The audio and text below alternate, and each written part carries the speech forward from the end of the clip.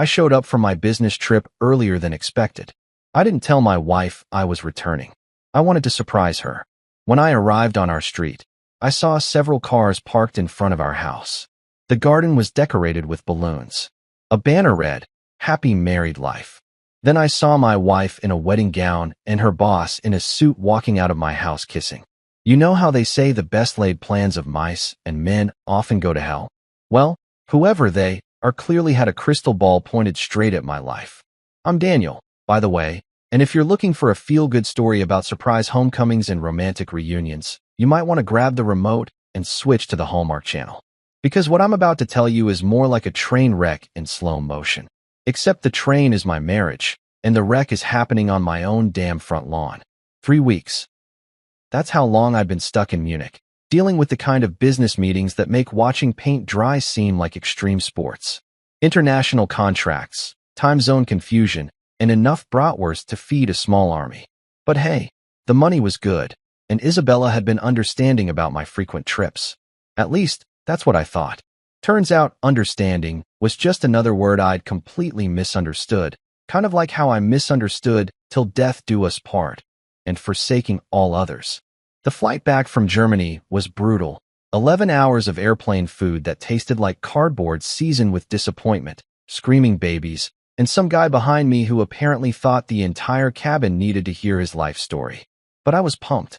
I'd finished the deal 2 weeks early, which meant I could surprise Isabella. Picture it. Me walking through the front door like some romantic comedy hero, her face lighting up, maybe some of that movie magic where everything goes into slow motion and the music swells. Yeah, I was basically directing my own fairy tale in my head.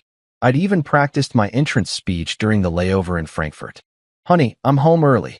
Cheesy. Absolutely. Did I care? Not even a little bit. I was that guy. The guy who brings flowers to make up for missed dinners, who sends good morning texts from 3 time zones away, who actually believed that distance makes the heart grow fonder instead of making it grow wandering eyes. So there I was, driving down Maple Street in my trusty Honda. Not the flashiest ride, but it got me from point A to point B without requiring a second mortgage. I had my suitcase riding shotgun like a loyal companion, and I swear I was grinning like an idiot thinking about Isabella's face when she saw me. Maybe she'd cry those happy tears women do in movies. Maybe she'd jump into my arms and we'd spin around like we were auditioning for a Nicholas Sparks adaptation. Hell, maybe we'd finally use that expensive champagne we'd been saving for a special occasion. But as I turned the corner onto our street, my fairy tale fantasy took a hard left into Stephen King territory. Cars were everywhere. And I'm not talking about our neighbors' beat-up minivans and sedans. These were the kind of cars that cost more than most people's houses. Sleek BMW sedans, a couple of Mercedes that looked like they'd just rolled off the showroom floor, and a Tesla that probably had more computing power than NASA. My street looked like a luxury car dealership had exploded. At first, my brain did that thing where it tries to rationalize the impossible. Maybe there was a block party I'd forgotten about. Maybe someone was having a garage sale featuring only vehicles worth more than my annual salary. But then I saw the decorations, and my stomach dropped faster than a lead balloon in a gravity contest. Balloons. Everywhere. Pink and white balloons tied to every fence post, lamppost, and apparently every surface that would hold still long enough. They bobbed in the afternoon breeze like they were mocking me personally. And stretching across my front porch, was a banner that might as well have been written in my blood. Happy Married Life. Now, I'm not the sharpest tool in the shed, but I'm not completely dense either. My first thought was that maybe it was for the Hendersons next door. Old Jim had been dating that woman from his book club for months, and maybe they'd finally tied the knot. Yeah, that had to be it. The decorations were just really poorly positioned. The cars were probably for some other celebration entirely. And that banner? Just an unfortunate angle from where I was sitting. But then the front door of my house. My house, with my mortgage, my name on the deed, my stupid Daniel and Isabella Forever doormat, swung open like the grand finale of the world's cruelest magic show. And out walked my wife of 5 years, Isabella Marie Rodriguez Mitchell, looking absolutely stunning in a wedding dress that probably cost more than my car. Full white gown, train flowing behind her like she was floating on air, hair done up in one of those elaborate styles that takes 3 hours and a team of professionals. She looked beautiful, radiant, happy. Everything a bride should look like on her wedding day. The only problem? She'd already had her wedding day. With me. 5 years, 3 months, and 16 days ago. I should know. I was there. Hell, I was the groom. But apparently, I wasn't the groom this time around. No, that honor belonged to Victor Ashworth, her boss, Mr. Tall, Dark, and Handsome himself, stepping out behind her in a black suit that probably cost more than I made in a month. Victor, I have a corner office and a trust fund, Ashworth, who'd always been just a little too friendly with my wife at company parties, just a little too interested in her ideas, just a little too quick to offer mentorship. And right there, on my doorstep, under a banner celebrating their happy married life, with balloons dancing in the wind like they were applauding, I watched my wife, cup Victor's face in her hands and kiss him like they were sealing a deal with their souls. Not a peck on the cheek, not some friendly celebration smooch. A full-on, Hollywood ending. I now pronounce you kiss that lasted long enough for me to count the ways my world was falling apart. 1. That was my wife. 2. That was my house. 3. That was supposed to be my life. 4. I was apparently the only person on the entire street who didn't get the memo about this little celebration. Mrs. Alvarez from across the street was standing on her front steps, hand pressed to her chest like she was watching the most dramatic telenovela of her life. And knowing Mrs. Alvarez, who knew everyone's business before they knew it themselves, she probably had a front row seat to the entire backstory I was missing. She caught my eye and shook her head slowly, with that look that said, "Oh, honey, you have no idea what you just walked into." I sat there in my Honda, hands gripping the steering wheel like it was the only thing keeping me anchored to reality, watching strangers celebrate in my yard while my wife kissed another man under a banner that was probably meant to celebrate their future together. The same future I thought I was building with her. The same house I'd been paying for while I was overseas, working my ass off to give us the life she said she wanted. My heart didn't break. That's too clean, too simple. Hearts breaking implies a quick snap, a moment of sharp pain, and then it's over. No, this was more like watching my heart get fed into a wood chipper, one piece at a time, while someone played cheerful music in the background. It cracked, splintered, and crumbled like old plaster, and with each beat, more pieces fell away until I wasn't sure there was anything left. The worst part? The absolute cherry on top of this disaster Sunday. They looked happy. Genuinely, radiantly, stupidly happy. Like they'd just discovered they'd won the lottery of love, and all it cost them was my entire existence. Isabella was glowing with that new bride energy, and Victor looked like he'd just conquered the world. Which, I guess, from his perspective, he had. He'd conquered my world, claimed my wife, decorated my house, and thrown himself a victory party. All while I was in Munich, eating terrible airplane food and practicing romantic speeches that were now about as useful as a chocolate teapot. I'd been planning a surprise, all right. I just hadn't realized I was the one who'd be surprised. Life's funny that way. Sometimes you're the person planning the party, and sometimes you're the poor bastard who shows up to find out the party's been thrown to celebrate your replacement. Welcome to my story. Try not to laugh too hard. You ever have one of those moments where your brain just straight up refuses to process what your eyes are showing it?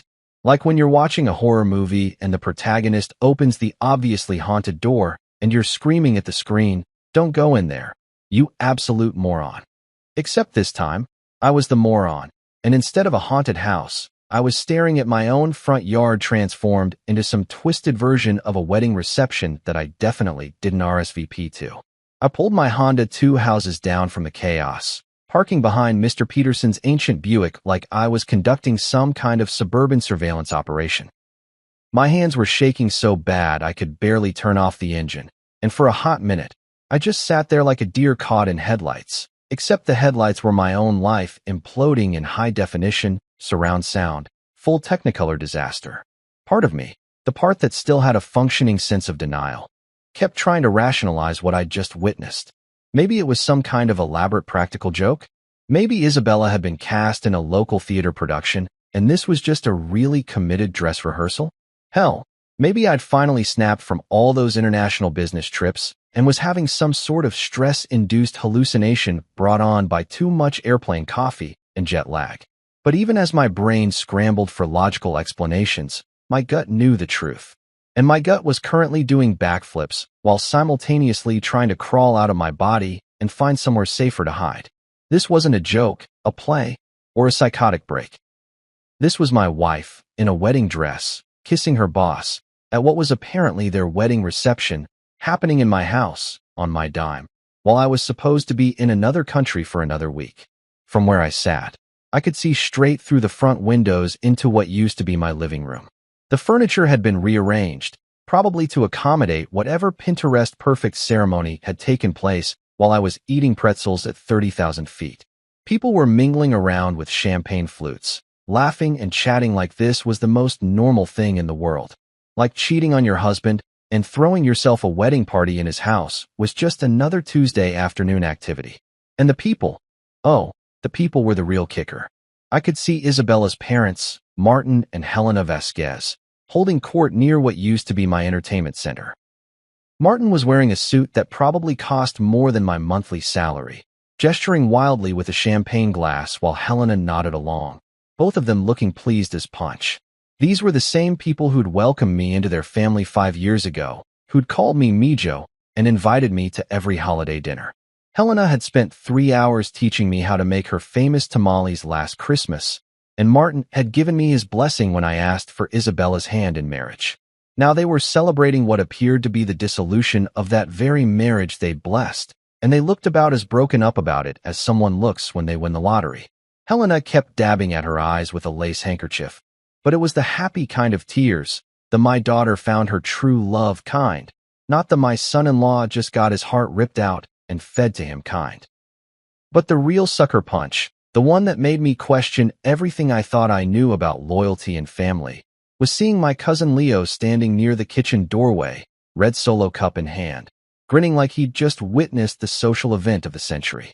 Leo, who I'd grown up with, who'd been my best man at my actual wedding, who'd helped me pick out Isabella's engagement ring, who'd sworn he'd always have my back no matter what.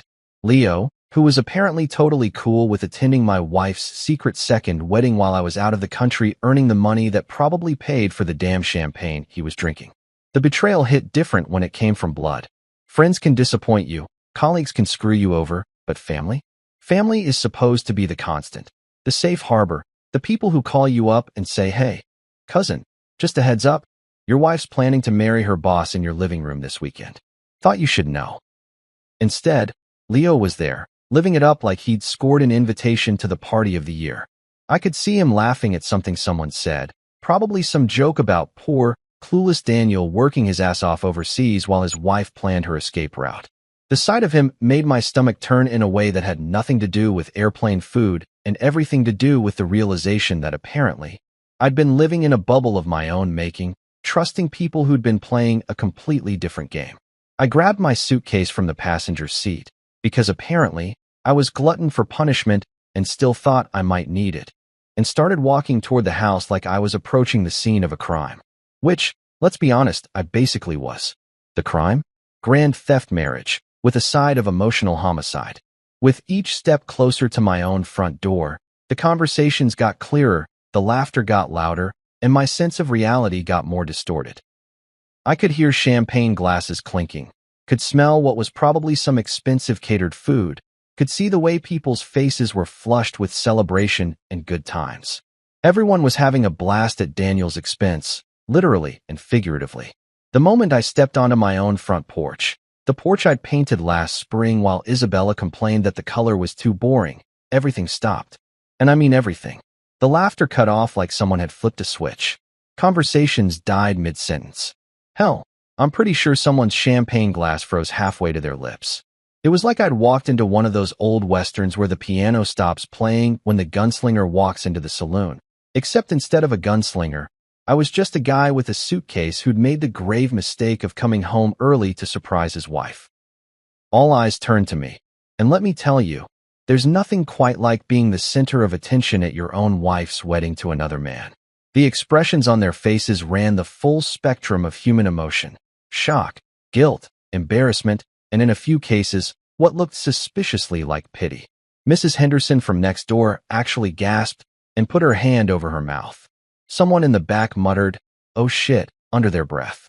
Isabella stood frozen in the middle of what used to be our living room, still in that gorgeous wedding dress, her veil now slightly askew like her whole perfect day had just been tilted off its axis. Victor was beside her, looking less like a triumphant groom and more like someone who'd just realized he'd forgotten to check the expiration date on his master plan. The silence stretched on for what felt like hours, but was probably only seconds, thick with the kind of tension you could cut with a knife. Everyone was waiting for me to do something. Scream, cry, throw punches, 'cause the kind of scene that would give the neighbors something to talk about for months. But instead, I just stood there in my own doorway, suitcase in hand like some traveling salesman who'd shown up to the wrong house, and asked the most reasonable question I could think of under the circumstances. What's going on here? For little words that carried the weight of 5 years of marriage, countless business trips, mortgage payments, shared dreams, and promises that apparently had expiration dates I hadn't been told about. For words that turned a celebration into a crime scene, that changed me from husband to intruder in my own home, that marked the exact moment when my old life officially ended and whatever came next officially began. The music had stopped. The glasses had stopped clinking. Even the damn balloons seemed to have stopped bobbing in the breeze. The world had stopped moving, and I was standing in the center of it all, waiting for someone to explain how the hell I'd become the villain in my own love story. You know what's funny about awkward silences? They have this weird ability to stretch time like taffy, making every second feel like an eternity while your brain scrambles to process information that makes about as much sense as a screen door on a submarine. I was standing there in my own doorway, suitcase in hand like some door-to-door salesman who'd wandered into the wrong neighborhood, while an entire room full of people stared at me like I'd just crashed their private party. Which, technically, I guess I had. The silence was so thick you could have cut it with a butter knife, and everyone seemed to be holding their breath, waiting to see if I was going to explode like some kind of emotional hand grenade. But here's the thing about shock. It doesn't always look like what you'd expect. Sometimes it's not screaming and throwing things and making the kind of scene that ends up on social media. Sometimes it's just standing there, completely numb, while your world rearranges itself into something you don't recognize. Then Victor stepped forward, and I swear to God, this guy had the audacity to look annoyed.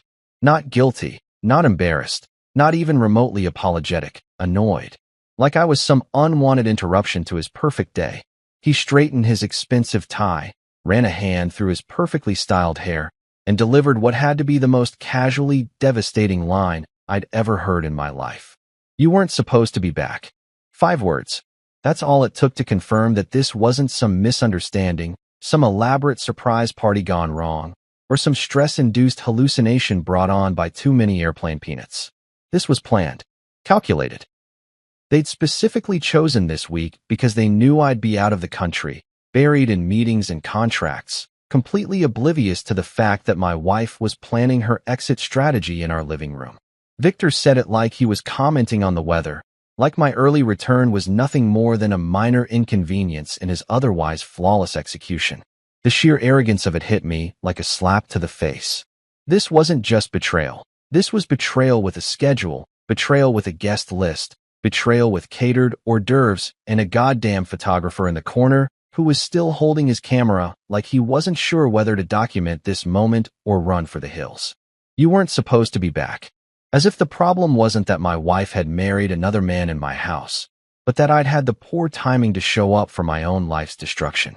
As if I'd violated some unspoken agreement by finishing my business trip early and coming home to the house I paid for, to the wife I'd been married to for 5 years, to the life I thought we were building together.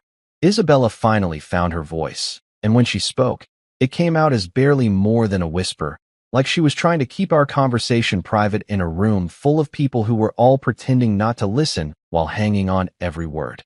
"Daniel, please, let me explain." "Explain." "Right.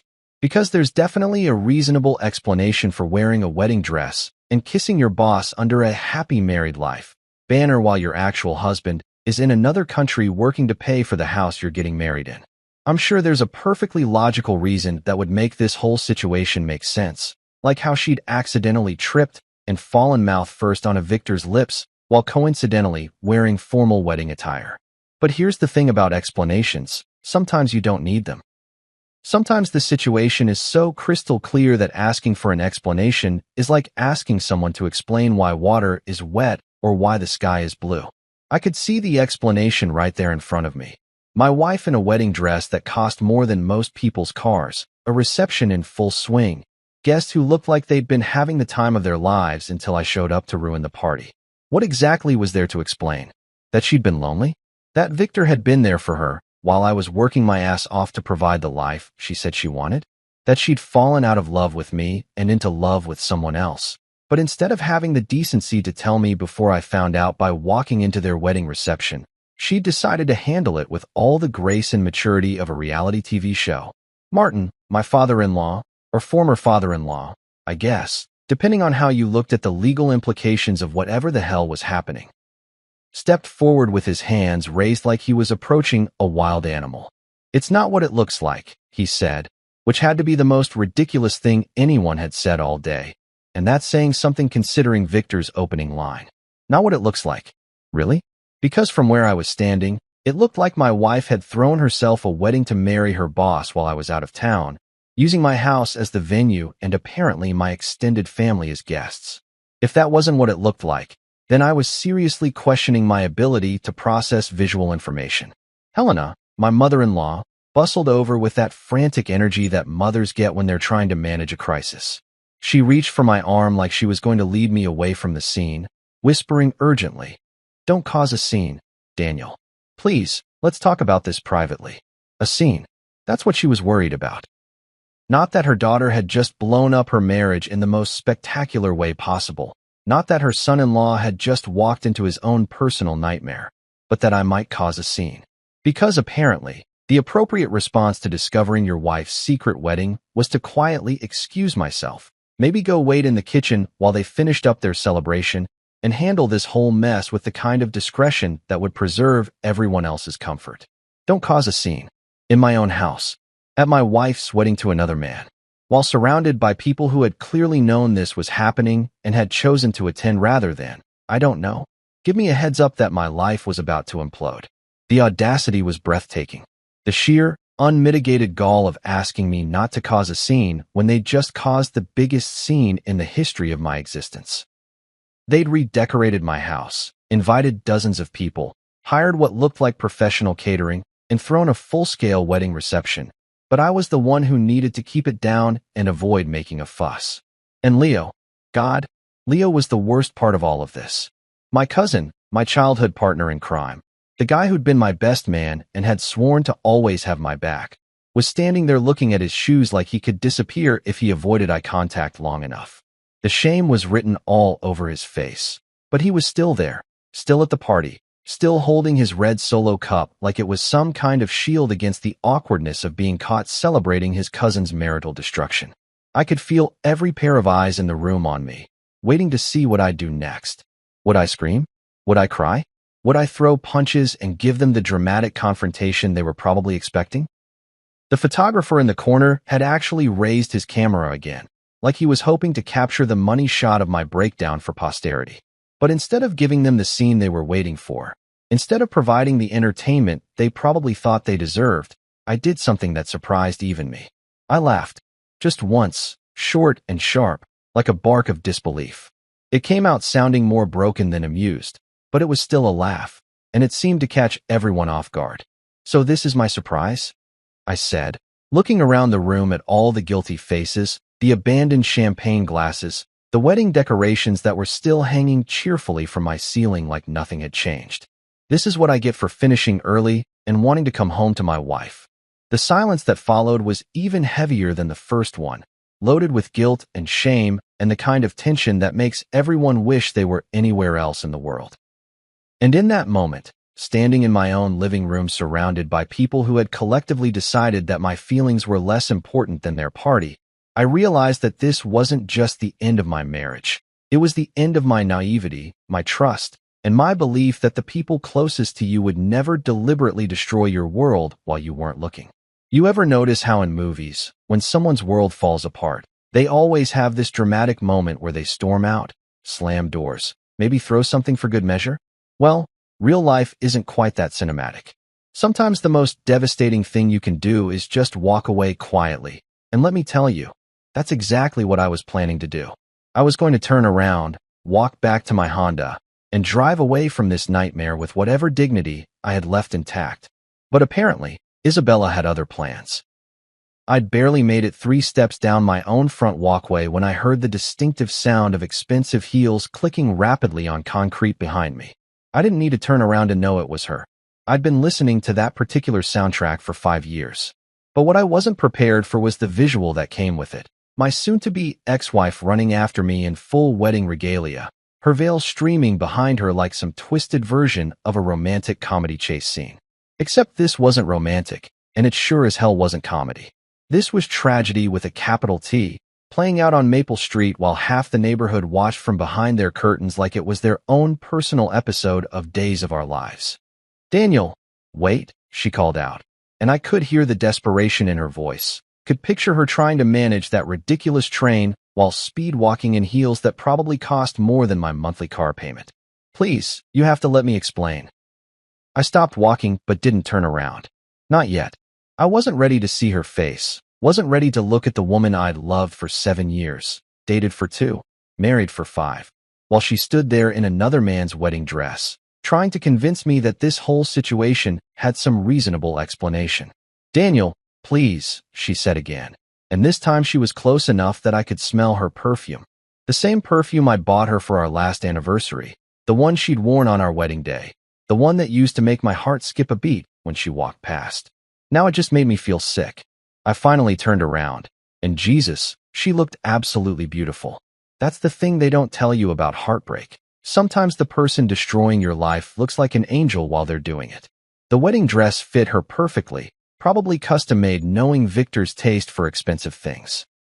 Her makeup was flawless, her hair styled in an elaborate updo that must have taken hours. She looked like every bride's dream of perfection. She also looked guilty as hell.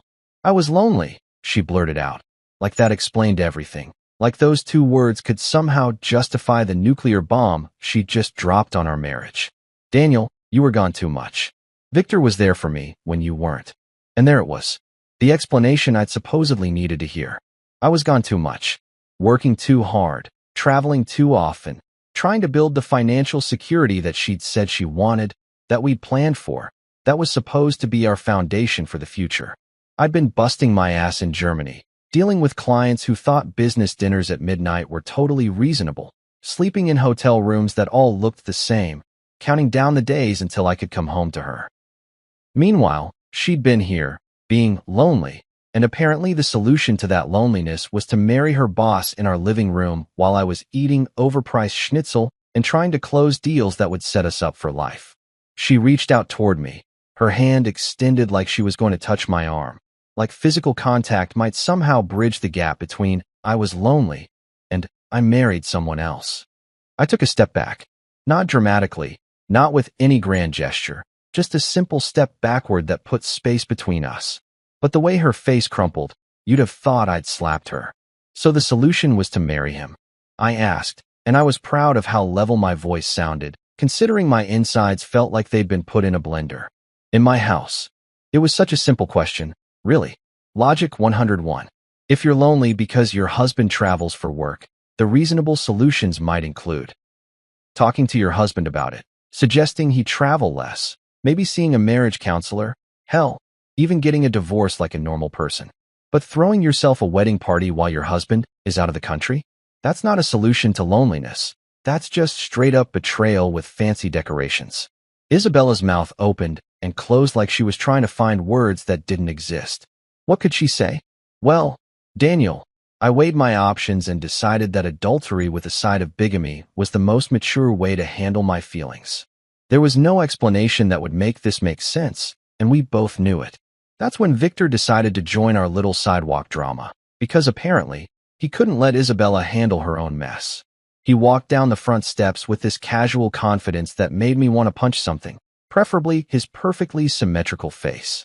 The guy looked like he'd stepped out of a magazine ad for expensive cologne. Tall, dark, handsome, and completely lacking any sense of shame about the situation.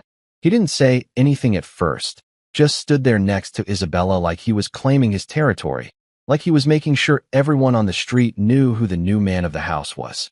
The silence was thick with testosterone and awkwardness, and I could practically feel the neighbors taking notes from their windows. Mrs. Alvarez was still on her front porch, no longer even pretending not to stare. She'd been living on our street for 15 years and had probably never seen anything this dramatic outside of her telenovelas. I caught her eye for a second, and she just shook her head slowly, like she was watching a tragedy unfold and couldn't look away. Old Mr. Peterson had come out to get his mail and was taking an unusually long time sorting through it, clearly eavesdropping on our conversation while pretending to be fascinated by what was probably nothing but bills and junk mail. Even the Martinez kids from 2 houses down had stopped their sidewalk chalk art to watch the show. The whole street was watching me fall apart in real time, and somehow that made it worse. This wasn't just private humiliation. This was public destruction, with an audience and everything. My marriage was ending on display, like some twisted performance art piece titled, "How to Destroy a Man's Life in 5 Easy Steps." Victor finally broke the silence, but not in the way you'd expect. He didn't apologize, didn't try to explain, didn't even acknowledge that what they'd done was monumentally fucked up. Instead, he looked at me with this expression of mild annoyance, like I was a problem he needed to solve rather than a human being whose life had just been destroyed. "This doesn't have to be difficult," he said, and I swear his tone was the same one you'd use to negotiate a business deal. "We can handle this like adults." Adults, right? Because adults definitely handle relationship problems by throwing secret weddings while their spouse is overseas. Because mature people definitely resolve marital issues by redecorating someone else's house and inviting their families to celebrate the demise of a 5-year marriage. I looked at Isabella, really looked at her, and for a moment I saw the woman I'd fallen in love with 7 years ago. The woman who used to laugh at my terrible jokes, who'd spend Sunday mornings in bed with me reading different sections of the newspaper, who'd cry during commercials about dogs finding their forever homes. But that woman felt like a stranger now, like someone I'd invented in my own head. "You've made your choice," I said, and my voice came out steadier than I felt. "Now live with it." And with that, I turned around and walked back to my car, leaving them standing under their banner of lies, while the entire neighborhood watched me carry my suitcase and my broken heart away from the only home I'd ever really known. The sound of my suitcase wheels rolling across the sidewalk seemed to echo in the silence, like punctuation at the end of a sentence I'd never wanted to write. Behind me, I could hear Isabella calling my name one more time, but I didn't turn around. Some things, once broken, can't be fixed with explanations or apologies or desperate pleas in wedding dresses.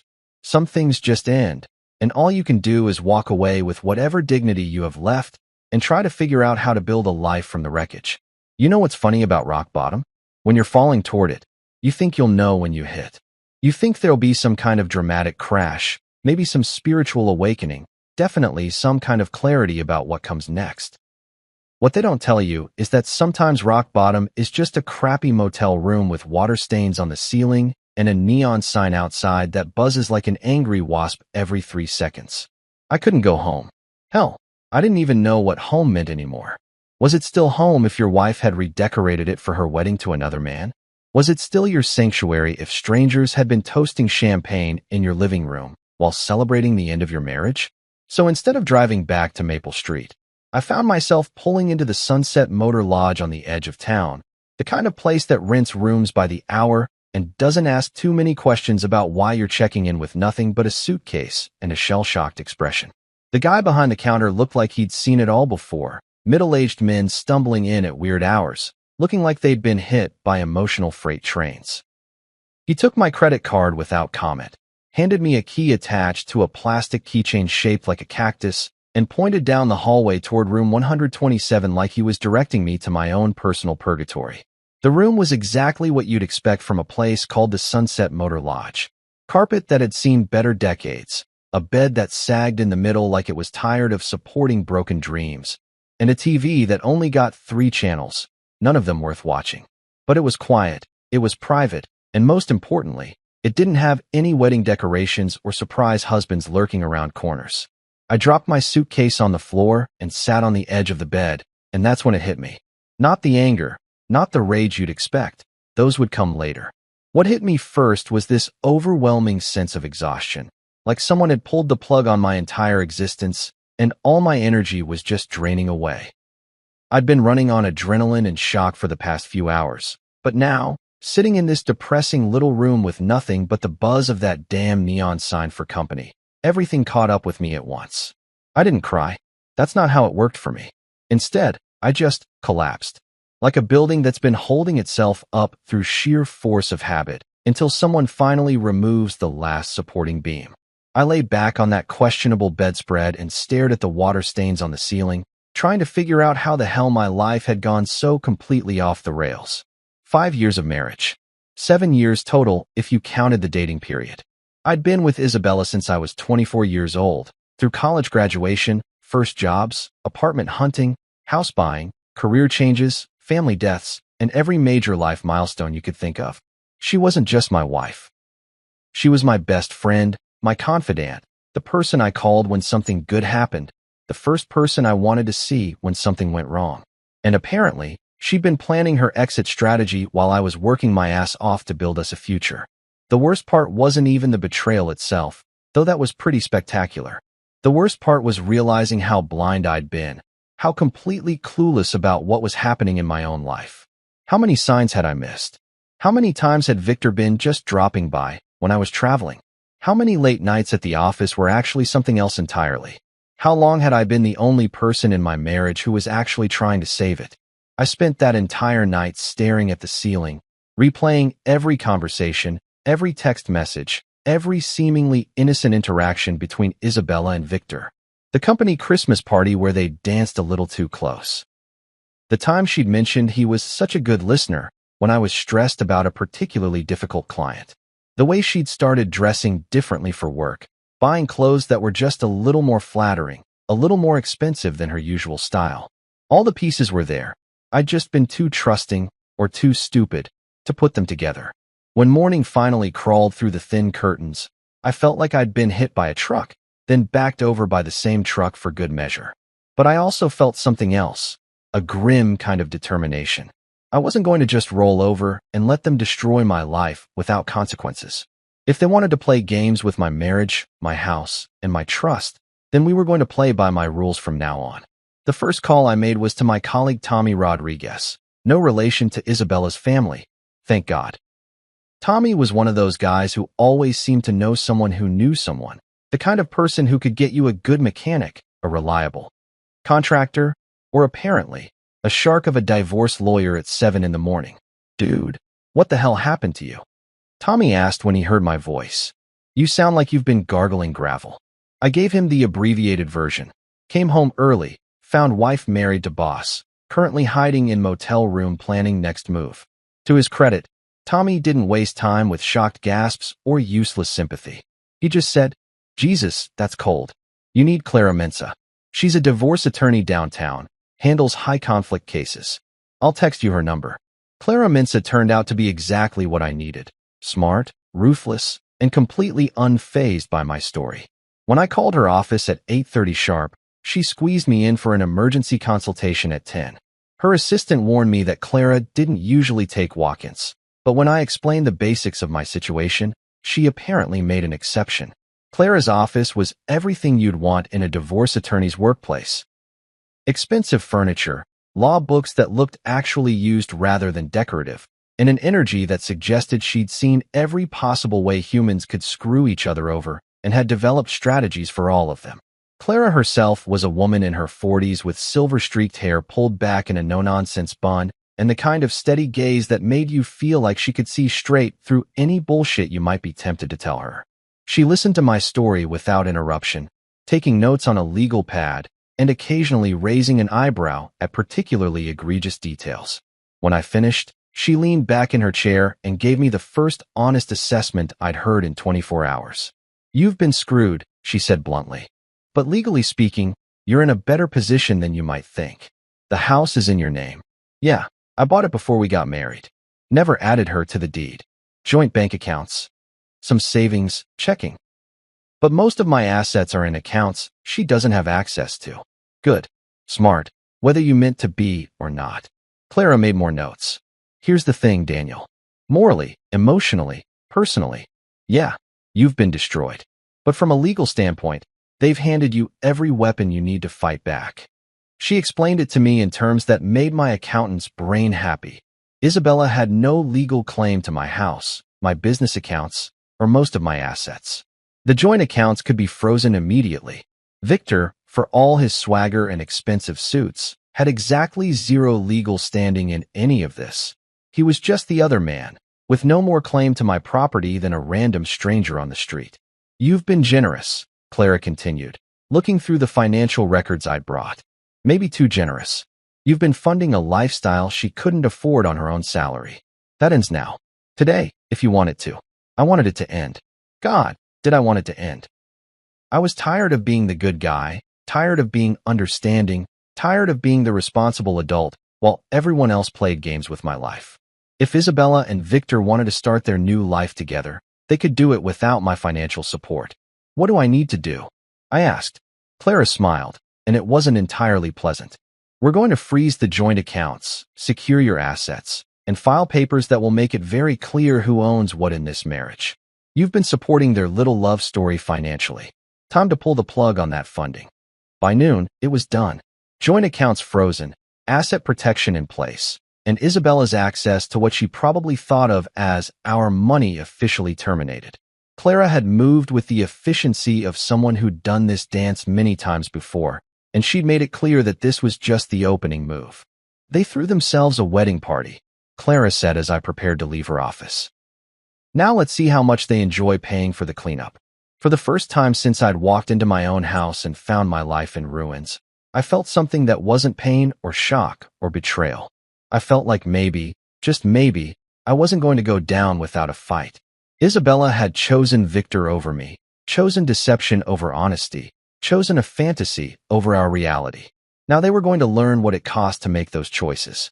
You ever notice how quickly people's attitudes change when the money train suddenly derails? Because let me tell you, watching someone's world crumble when they realize their sugar daddy situation has just been legally terminated is like watching a nature documentary about predators who suddenly discover they're actually prey. And Victor Ashworth was about to get a front row seat to that particular wildlife experience. Clara hadn't been kidding when she said she moved fast. By Wednesday morning, less than 24 hours after our meeting, legal papers were flying around like confetti at a parade nobody wanted to attend. The first bombshell landed on Victor's desk at Hartwell and Associates around 10 a.m., delivered by a courier who probably had no idea he was about to ruin someone's entire week. I wasn't there to see Victor's face when he opened that envelope, but Tommy filled me in on the details later. Apparently, the guy went from successful executive celebrating his new marriage to deer in headlights realizing hunting season just opened in about 30 seconds flat. The legal notice was crystal clear. Victor Ashworth had absolutely zero legal claim to any property, assets, or financial accounts belonging to Daniel Mitchell, and any attempt to access said property would result in criminal charges for trespassing and theft.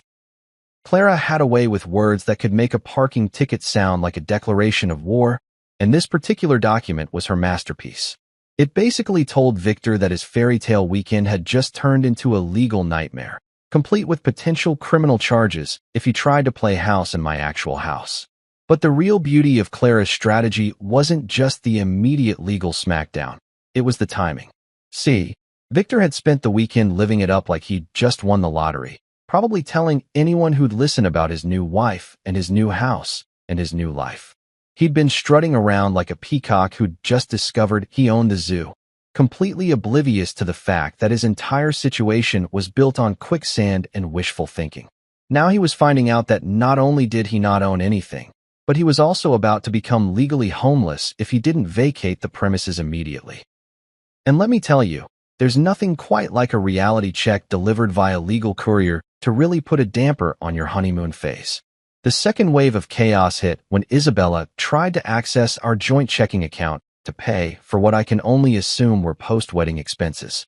Maybe she wanted to buy thank you cards for all the people who'd attended her bigamy celebration. Or maybe she needed to tip the photographer who documented her marriage to someone who wasn't her husband. Either way, She was in for a surprise that probably made her wedding day shock look like a gentle wake-up call. Frozen. Every account, every credit card, every financial resource she'd gotten used to having access to while I was overseas funding her lifestyle.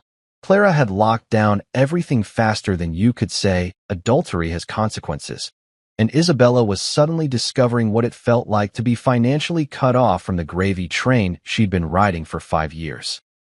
The phone call started around noon. First Isabella, then her parents, then, and this was my personal favorite, Victor himself, calling my office like he had any right to demand an explanation for why his stolen life was being legally repossessed.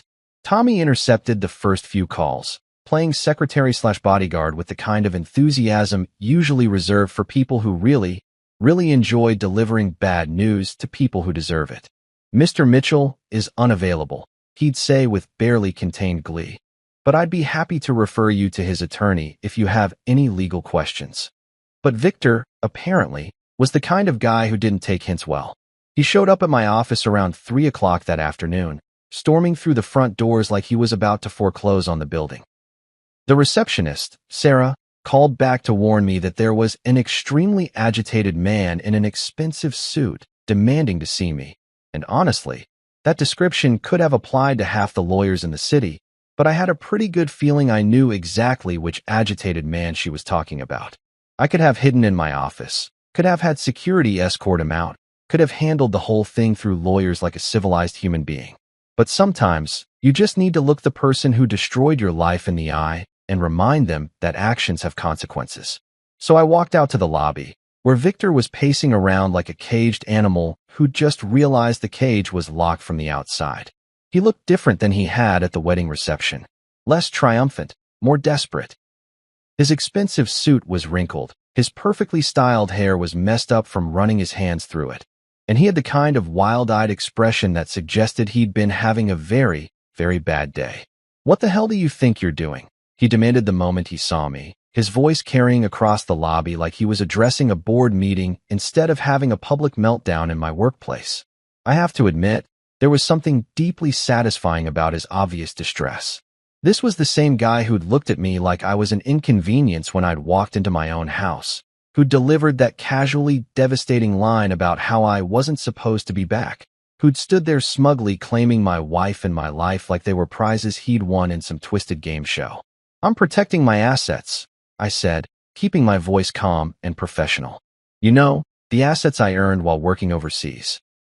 The assets that have been supporting the lifestyle you've been enjoying. The assets that, legally speaking, have absolutely nothing to do with you."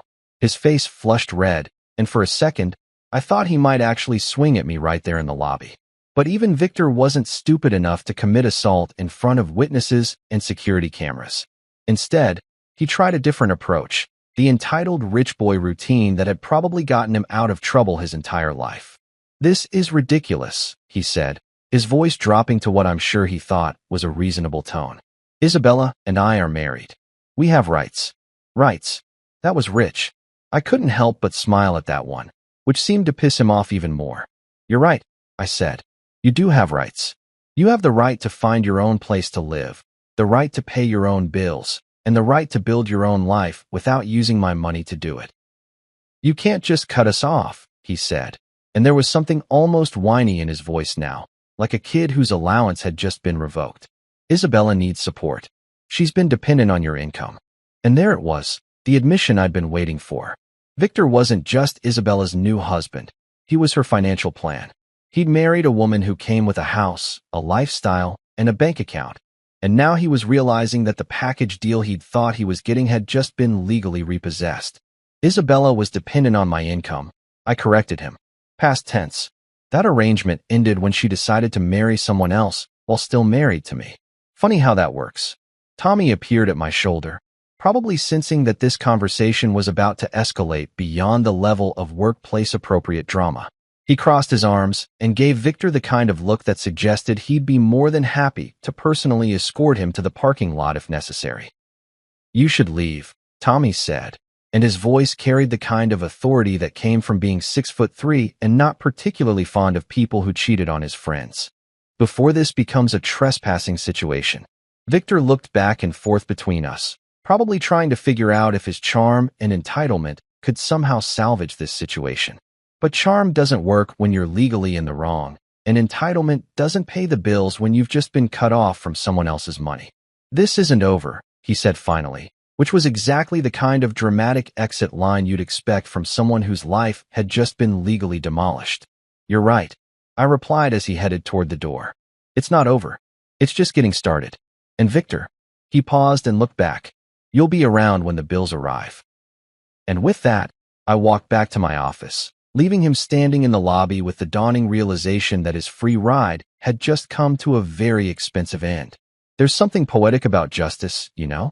Not the abstract, philosophical kind that people write essays about, but the real, tangible, consequences are coming to collect their debt kind of justice. The kind that shows up with official paperwork and doesn't give a damn about your feelings or your excuses or how expensive your wedding dress was. And after weeks of legal maneuvering, paperwork flying back and forth, and Clara working her magic behind the scenes, justice was about to make a house call to Maple Street. It had been 3 weeks since I'd walked out of my own wedding reception, or rather, Isabella's wedding reception that happened to be held in my house. And in that time, Clara had been busy dismantling their fairy tale piece by piece. Turns out, when you actually own something legally, and someone else is just playing house with your property, the law tends to side with the person whose name is on the deed. Funny how that works. I hadn't been back to the neighborhood since that nightmare Tuesday, partly because I didn't want to see Isabella and Victor playing happy homeowners in my living room, and partly because Clara had advised me to stay away while the legal process played out. "Let them get comfortable," she'd said with that shark-like smile of hers. "The fall will be harder that way." But this morning was different. This morning, I had an official reason to be there, and more importantly, I had backup. The kind of backup that comes with badges and legal authority and absolutely zero patience for people who think they can ignore court orders. I parked down the street again, same spot I'd used that first day, except this time I wasn't carrying a suitcase full of hope and surprise. This time, I was carrying something much more valuable, the satisfaction of knowing that reality was about to come knocking, and it wasn't going to take, we didn't know, for an answer. The house looked different than it had 3 weeks ago.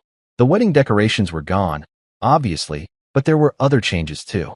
Victor's Tesla was in the driveway like it belonged there, and there were new curtains in the living room windows, probably Isabella's attempt to make the place feel more like their home. Someone had planted new flowers in the front garden, and there was a fancy new mailbox that screamed, expensive taste funded by someone else's money. They'd really settled in, hadn't they? Made themselves at home in my home, rearranging furniture and redecorating like they were the rightful owners instead of a couple of opportunists who'd confused finders keepers with actual property law. Well, they were about to get a crash course in the difference.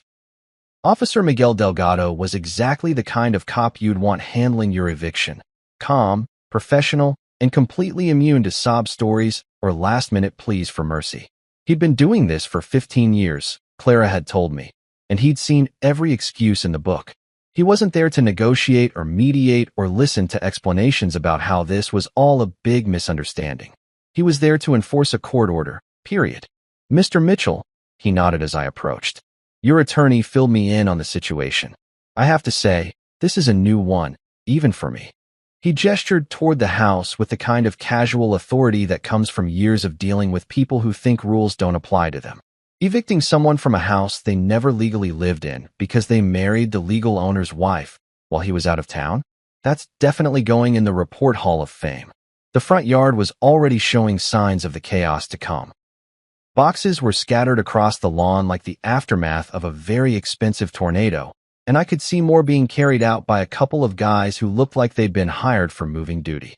Isabella's clothes, Victor's electronics, wedding gifts that probably came from people who thought they were celebrating true love instead of witnessing a spectacular case of adultery with delusions of grandeur. Isabella was standing near the front steps, and she looked like she'd aged 5 years in 3 weeks.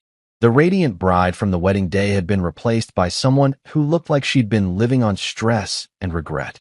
She was clutching that same wedding dress. Apparently, she'd held onto it like some kind of security blanket, and watching her life get packed into cardboard boxes by strangers. Victor, on the other hand, Looked like a man who'd just discovered that karma not only exists but also has excellent timing and a law degree.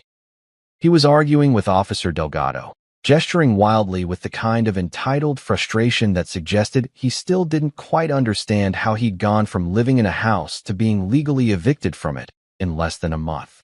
"This is ridiculous," Victor was saying, his voice carrying across the yard with the kind of indignation usually reserved for people who've never faced consequences for their actions. "I live here. We're married. This is our home." Officer Delgado had the patience of a saint and the authority of someone who'd heard this exact argument from deadbeat tenants, squatters, and now, apparently, homewreckers with delusions of property ownership. "Sir," he said in that calm, professional tone that cops use when they're explaining reality to people who don't want to hear it. "According to these court documents, this property belongs to Daniel Mitchell. You have no legal claim to this residence. But we're married," Victor repeated, like saying it louder would somehow change the laws of property ownership. "Isabella and I are legally married." That's when I decided to make my grand entrance. I'd been watching from a distance, but there's something to be said for timing your appearances for maximum dramatic impact. I walked up the my front walkway, while Victor was mid-rant about his non-existent legal rights. He saw me coming and his face went through about 17 different emotions in the span of 3 seconds. Recognition, anger, embarrassment, and finally settling on that particular shade of red that people turn when they realize they're about to be publicly humiliated by their own stupidity. "You did this," he spat, pointing at me like I was personally responsible for the laws of property ownership and basic legal concepts. "You're destroying our lives." I couldn't help but smile at that one. It was such a perfectly Victor thing to say, accusing me of destroying the life he'd built by stealing mine.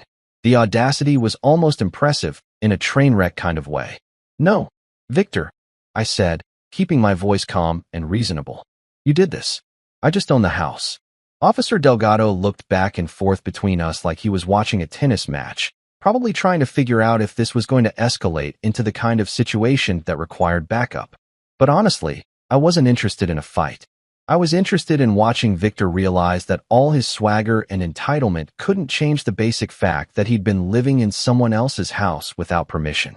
Mrs. Alvarez had come out to watch the show, along with half the neighborhood.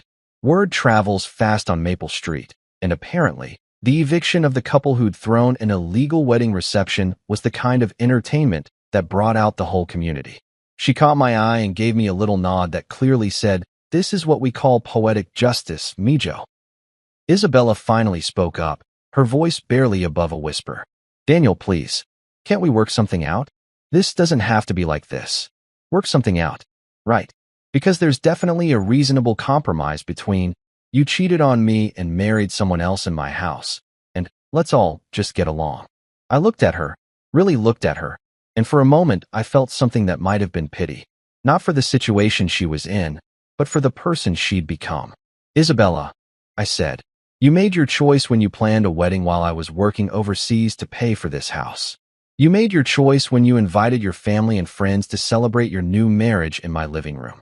You made your choice when you kissed Victor under that banner on my front porch." She opened her mouth like she was going to argue, but I wasn't done. "Now you get to live with those choices. Just not in my house." Officer Delgado cleared his throat, probably sensing that this conversation had reached its natural conclusion. "Ma'am, sir, you need to finish gathering your belongings. The court order is effective immediately." And with that, I turned around and walked back to my car, leaving them to finish packing up the life they'd tried to steal from me. As I drove away, I could see them in my rearview mirror, standing in the yard with their boxes and their regrets, while the for sale sign that would eventually replace their dreams got ready to take its place on the lawn. You know what they say about karma being a bitch? Well, let me tell you, karma doesn't just bite. It brings friends, throws a party, and sends out press releases. And over the next few weeks, I got to watch from the front row as the universe decided that Isabella and Victor's little love story needed some serious plot complications. It started with the whispers. Because in a city like ours, news travels faster than gossip at a high school reunion. And apparently, the story of the boss who married his employee while she was still married to someone else was the kind of scandalous office drama that people couldn't stop talking about. Victor had probably thought his workplace romance was going to be the stuff of corporate legend. You know, the successful executive who swept the beautiful married woman off her feet. Instead, it became the cautionary tale that HR departments use to explain why workplace relationships require disclosure forms. Tommy filled me in on the details over drinks at Murphy's Pub, because apparently, the business community in our city is smaller than you'd think, and everyone knows someone who works at Hartwell and Associates. Dude, Tommy said, shaking his head as he nursed his beer. Victor's basically become the office pariah. Nobody wants to work with a guy who's known for breaking up marriages. Bad for the company image, you know? Turns out, Hartwell and Associates was one of those old-school firms that prided themselves on family values and ethical business practices. Having one of their senior partners become famous for adultery and homewrecking wasn't exactly the kind of publicity they wanted associated with their brand. So Victor found himself being quietly shuffled to the sidelines, passed over for the big clients, excluded from the important meetings, and generally treated like someone with a contagious case of poor judgment. They didn't fire him, Tommy explained, but they might as well have. He went from being the golden boy to being the guy they hope will just quietly resign and save everyone the embarrassment of having to explain why they employ someone who thinks other people's marriages are a buffet. And Isabella? Well, Isabella was discovering that being known as the woman who married her boss while already married wasn't exactly the kind of reputation that opened doors in the professional world. Apparently, she'd been trying to find new work, probably because staying at Hartwell and Associates was becoming more awkward than a family dinner where everyone knows about the affair, but nobody wants to mention it. But in our city's tight-knit business community, her story had preceded her to every interview. The thing about professional reputations is that they're like expensive china, easy to break, expensive to replace, and once they're damaged, they're never quite the same. Isabella had gone from being a respected marketing professional to being a cautionary tale about workplace ethics and personal judgment. And companies, it turns out, are surprisingly reluctant to hire people whose personal lives read like a soap opera script. But the real entertainment started when the financial reality of their situation began to sink in. See, Victor might have had a good salary, but Isabella was used to a lifestyle that required 2 good salaries. She'd gotten comfortable with the kind of spending that comes from having a husband who works overseas contracts and brings home the kind of money that makes mortgage payments and designer handbags equally feasible. Now she was dealing with Victor's suddenly uncertain income while trying to explain to potential employers why her last job ended around the same time her marriage imploded in a very public way. And Victor, meanwhile, was discovering that supporting a wife who'd gotten used to a certain standard of living was a lot more expensive when you couldn't supplement it with someone else's bank account. The messages started arriving about 2 weeks after the eviction. Isabella, reaching out through text messages that started angry and gradually shifted to desperate. At first, they were all righteous indignation. How dare I cut her off financially? How dare I evict them from their home? How dare I destroy their happiness over a simple misunderstanding? Daniel, this is cruel and unnecessary, one of them read. We can work this out like adults if you just stop being vindictive. Vindictive, right? Because protecting your assets after discovering your wife married someone else while you were working overseas is definitely vindictive behavior.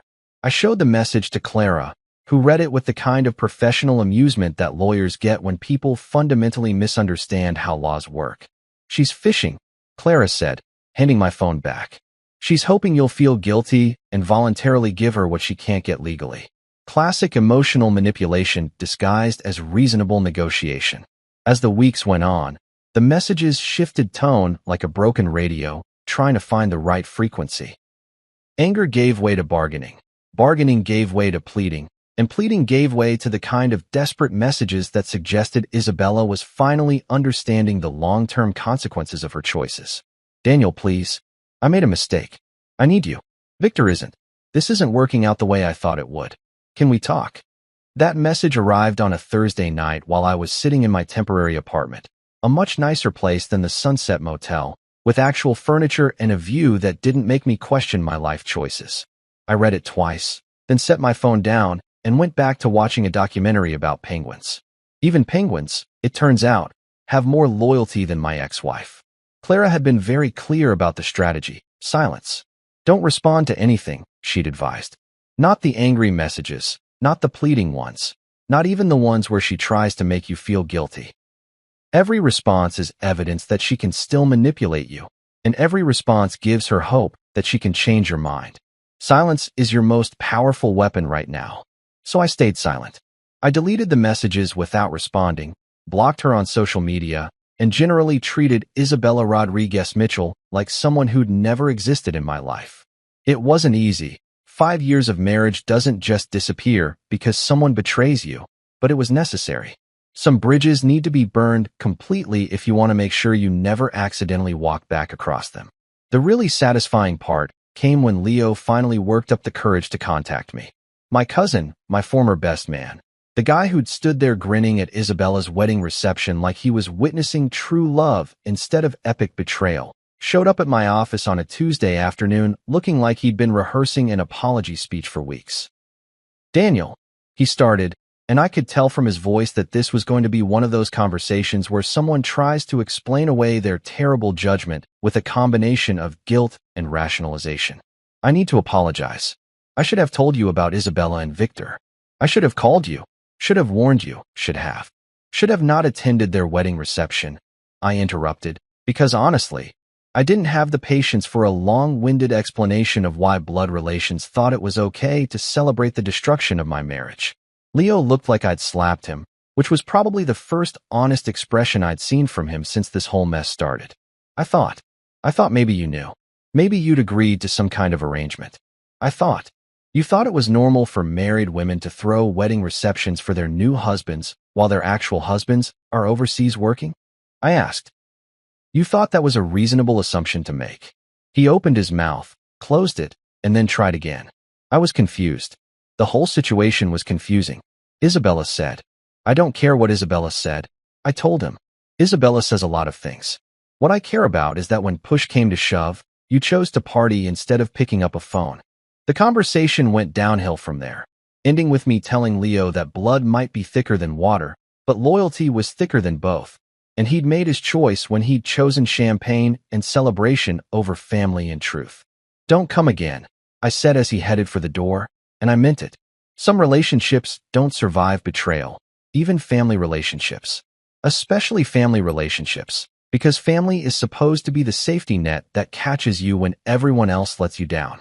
That night, I slept better than I had in weeks. There's something liberating about cutting ties with people who've proven they can't be trusted, something freeing about realizing that you don't owe loyalty to people who've shown you none in return. Isabella could send all the desperate messages she wanted. Victor could struggle with his damaged reputation and financial reality. Leo could live with the guilt of choosing sides and picking the wrong one. Me? I was finally free to focus on building something new instead of trying to salvage something that had been broken beyond repair. There's something almost anticlimactic about the end of a marriage when it happens in a courtroom. You'd think that after all the drama, all the betrayal, all the secret weddings and eviction notices, the final act would be some kind of epic showdown.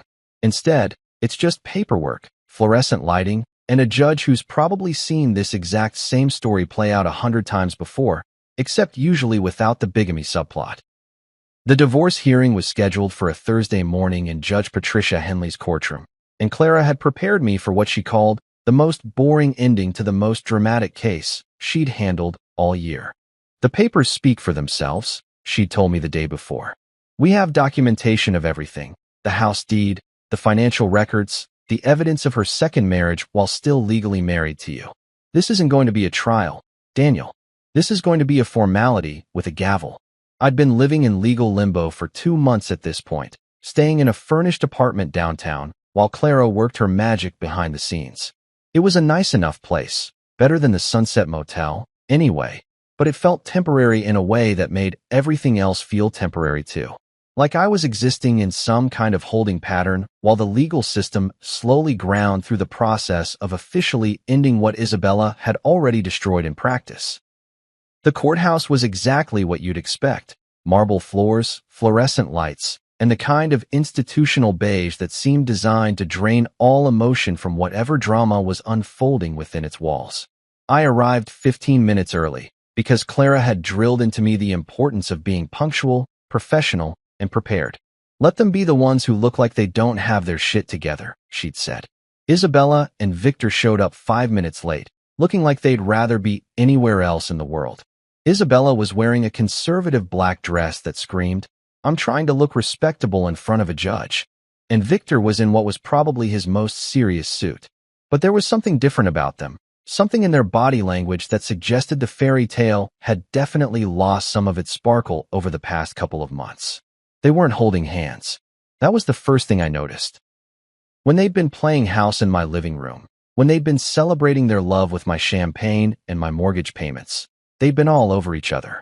Now they sat on opposite ends of the defendant's table like two people who'd been forced to share an elevator after an awkward breakup. Judge Henley was a woman in her 60s who looked like she'd been dealing with marital disasters since before Isabella was born. She had the kind of no-nonsense demeanor that suggested she could cut through bullshit with surgical precision. And when she looked over the case file, her expression was the judicial equivalent of, "Oh, for crying out loud." "This is certainly an unusual case," she said, adjusting her reading glasses as she flipped through the documents. "Mrs. Mitchell," she paused, looked at Isabella, and corrected herself with what might have been the slightest hint of amusement.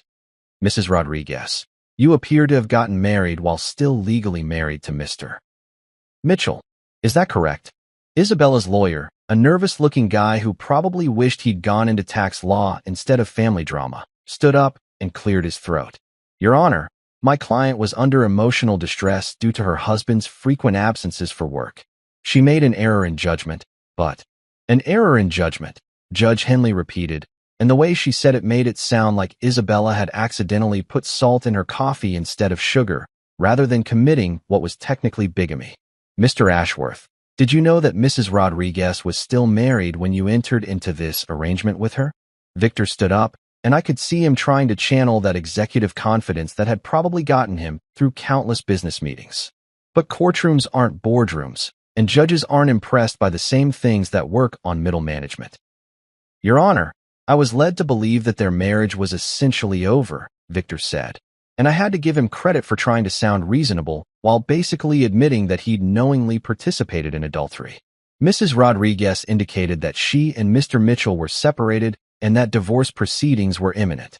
"Imminent," the judge repeated, making a note on her paperwork, "but not actually filed or initiated in any legal capacity." "No, Your Honor." "I see. And you felt comfortable proceeding with a marriage ceremony based on this indication?" Victor's confidence was starting to crack like cheap paint in the sun. "We were in love, Your Honor. Sometimes love doesn't wait for paperwork." The courtroom was so quiet you could have heard a pin drop, and Judge Henley's expression suggested that she'd just heard one of the most ridiculous statements in her long career of listening to people explain their poor life choices. "Mr. Ashworth," she said finally, "love might not wait for paperwork, but marriage does. That's rather the point of having marriage laws in the first place." Clara was sitting next to me, and I could see her trying not to smile. This was going exactly the way she'd predicted. Victor and Isabella's lawyer were essentially arguing that feelings trumped legal reality, which was about as effective as bringing a butter knife to a gunfight. The actual divorce proceedings took about 20 minutes. Clara presented our documentation, the house deed in my name, the financial records showing that I'd been supporting Isabella's lifestyle, the evidence of her second marriage while still legally bound to me. It was all clean, straightforward, and legally bulletproof. Isabella's lawyer tried to argue for alimony, spousal support, some kind of financial settlement that would acknowledge her contributions to the marriage, but Judge Henley shut that down faster than a bouncer at closing time. "Counselor," she said, "your client ended this marriage when she married someone else. She forfeited any claim to spousal support when she committed bigamy. The law is quite clear on this matter." Victor tried to interrupt at that point, standing up like he was going to object to a business decision he didn't like. "Your Honor, with respect, Isabella's financial situation." "Mr. Ashworth," Judge Henley cut him off, "you are not a party to this divorce proceeding. Mrs. Rodriguez's financial situation became your responsibility when you married her, regardless of the legal complications of that marriage. If you're concerned about her finances, I suggest you address that in your own relationship." And that's when I realized that Victor and Isabella weren't just dealing with the end of our marriage. They were dealing with the collapse of whatever they'd thought they were building together. The stress of the legal proceedings, the financial pressure, the social consequences of their actions, it was all taking a toll on their fairy tale romance. When Judge Henley finally brought down the gavel and declared our marriage dissolved due to irreconcilable differences and adultery, Isabella looked at me across the courtroom with an expression that was equal parts regret and desperation. She mouthed, "I'm sorry," like those two words could somehow undo months of planning and betrayal and legal drama. I didn't respond. Clara had coached me on this too. No emotional outbursts, no dramatic statements, no giving Isabella anything she could use to claim that I was being vindictive or unreasonable. I just sat there, watched the judge make it official, and felt something that might have been relief wash over me like a tide. Outside the courthouse, Clara shook my hand with the satisfaction of someone who'd just won a case that was never really in doubt. "You're free," she said, and it felt like breathing after drowning. "Legally, financially, and emotionally. The house is yours, the assets are yours, and Isabella Rodriguez is officially someone else's problem."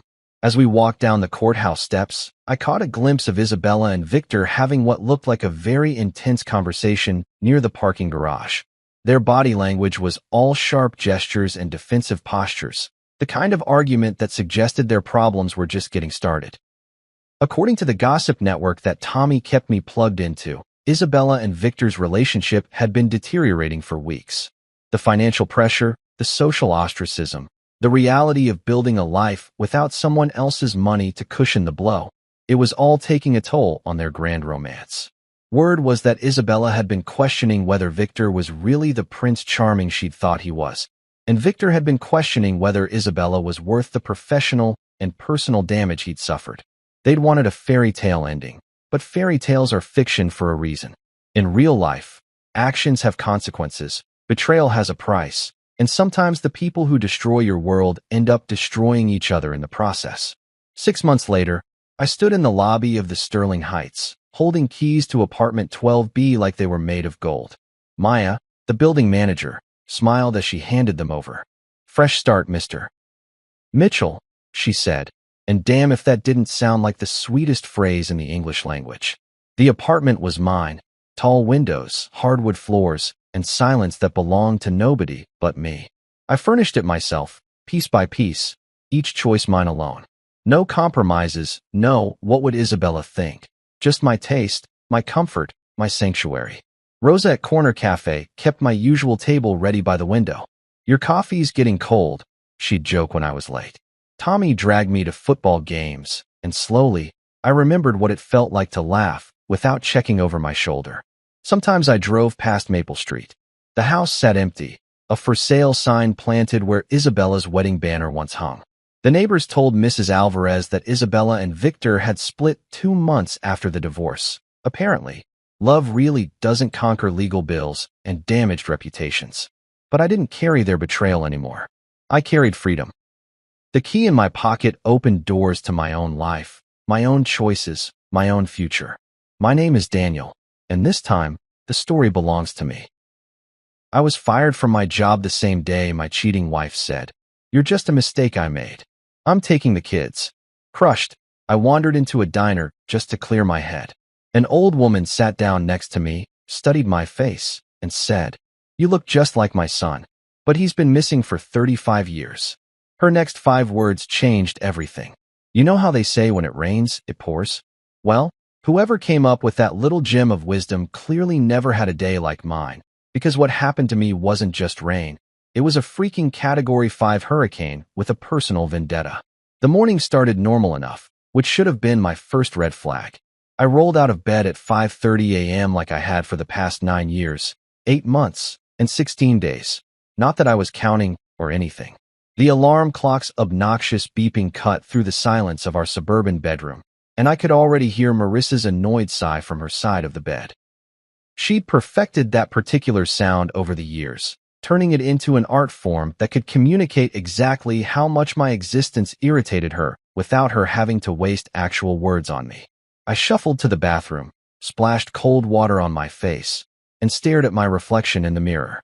Same tired eyes, same 5 o'clock shadow that never quite looked intentional, same Marcus Sullivan staring back at me like he was wondering how the hell we'd ended up here. 34 years old and looking every damn day of it, plus interest. The drive to Millfield Manufacturing was the usual 23 minutes of mind-numbing monotony, past the McDonald's with the perpetually broken ice cream machine, through downtown where the historic district was just a fancy way of saying we can't afford to update anything, and finally into the industrial park that housed the factory where I'd been clocking in since George W. Bush was still figuring out how to be president.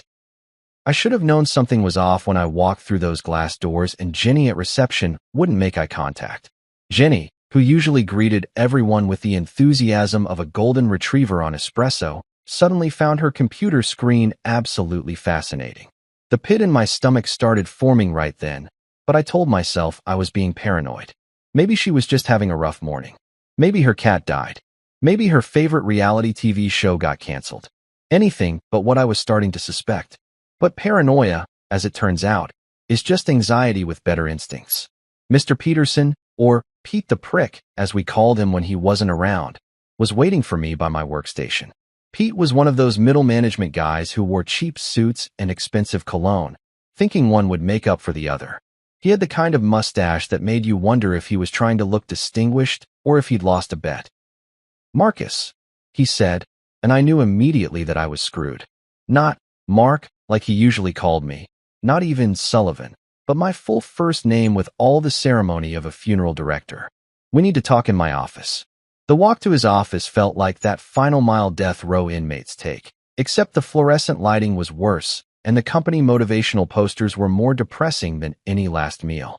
Teamwork, because sometimes you can't do it all yourself, stared down at me mockingly. "Yeah, thanks for the pep talk, corporate wisdom." Pete closed the door behind us, which was about as subtle as a brick through a window.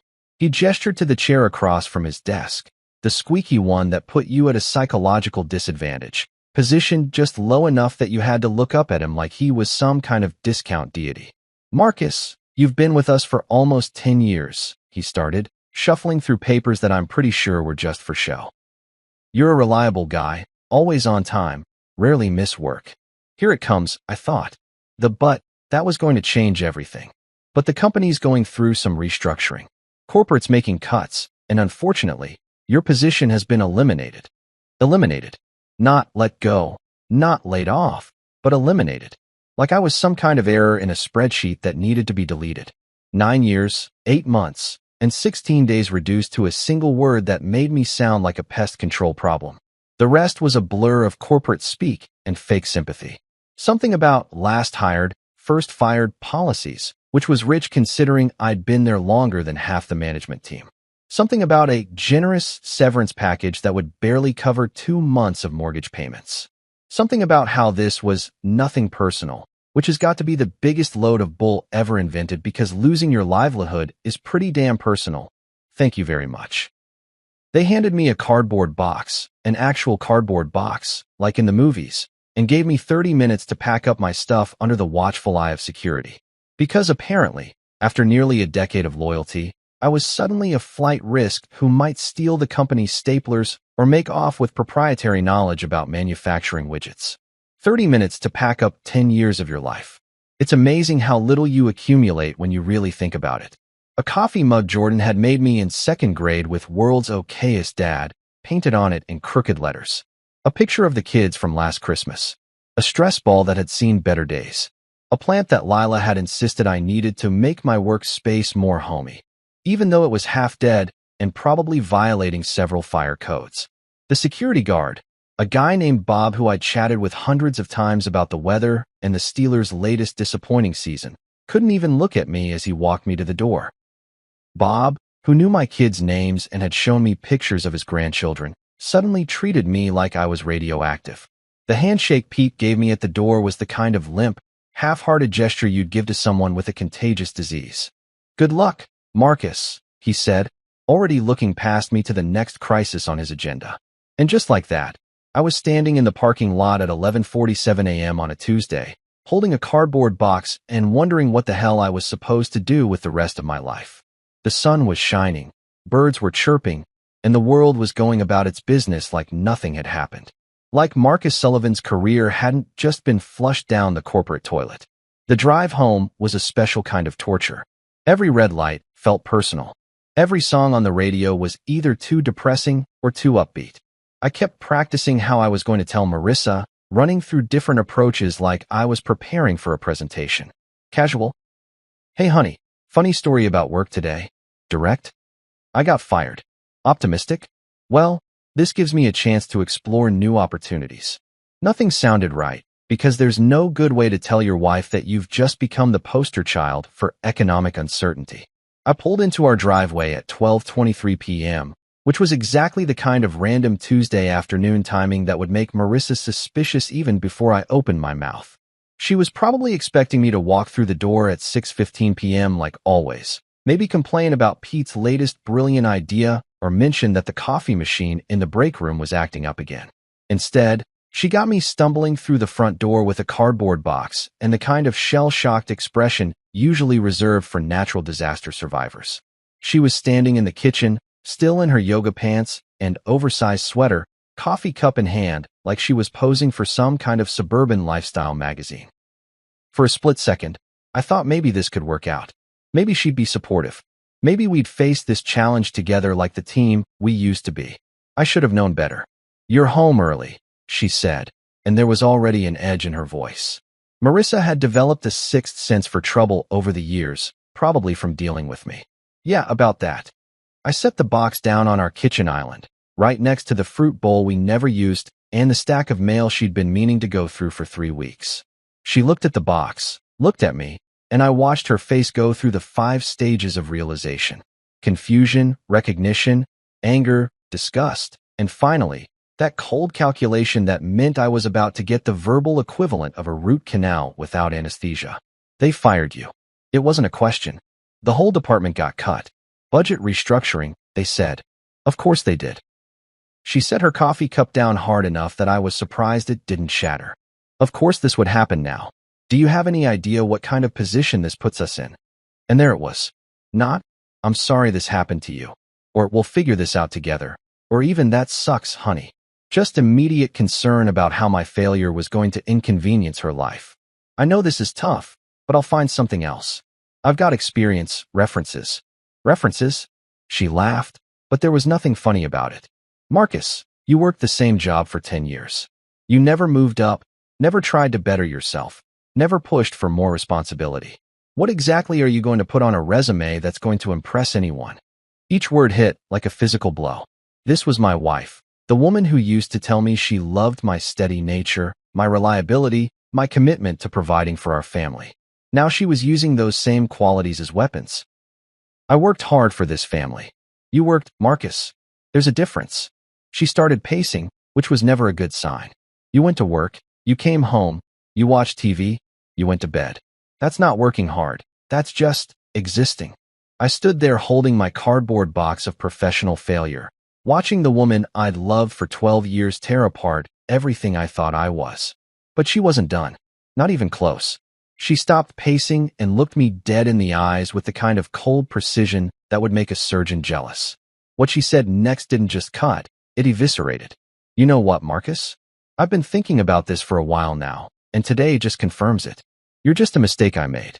I'm taking the kids. The box slipped from my hands and hit the floor. 9 years, 8 months, and 16 days of my working life scattered across our kitchen tiles, but all I could hear were those words echoing in my head. A mistake I made. A mistake I made. A mistake I made. Marissa, wait. No, I'm done waiting. I'm done pretending this is working. I'm done making excuses for why I settled for someone with no ambition, no drive, no future. She was already moving, grabbing her purse, her keys, calling for Jordan and Lila. My children. My babies.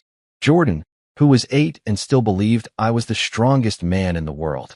Lila, who was 6 and drew me pictures of us holding hands under rainbow skies. They came running when she called, backpacks already packed like she'd been planning this. Dad, Jordan looked confused, scared. Where are we going? I knelt down to their level, trying to find words that wouldn't scar them for life. You're going to stay with Aunt Claire for a little while, buddy. Mommy and Daddy need to figure some things out. Lila wrapped her arms around my neck. Are you coming too, Daddy? I felt my throat close up, felt everything I was supposed to be as a man, as a father, as a provider, crumbling around me. Not right now, sweetheart, but I'll see you soon, okay? Promise.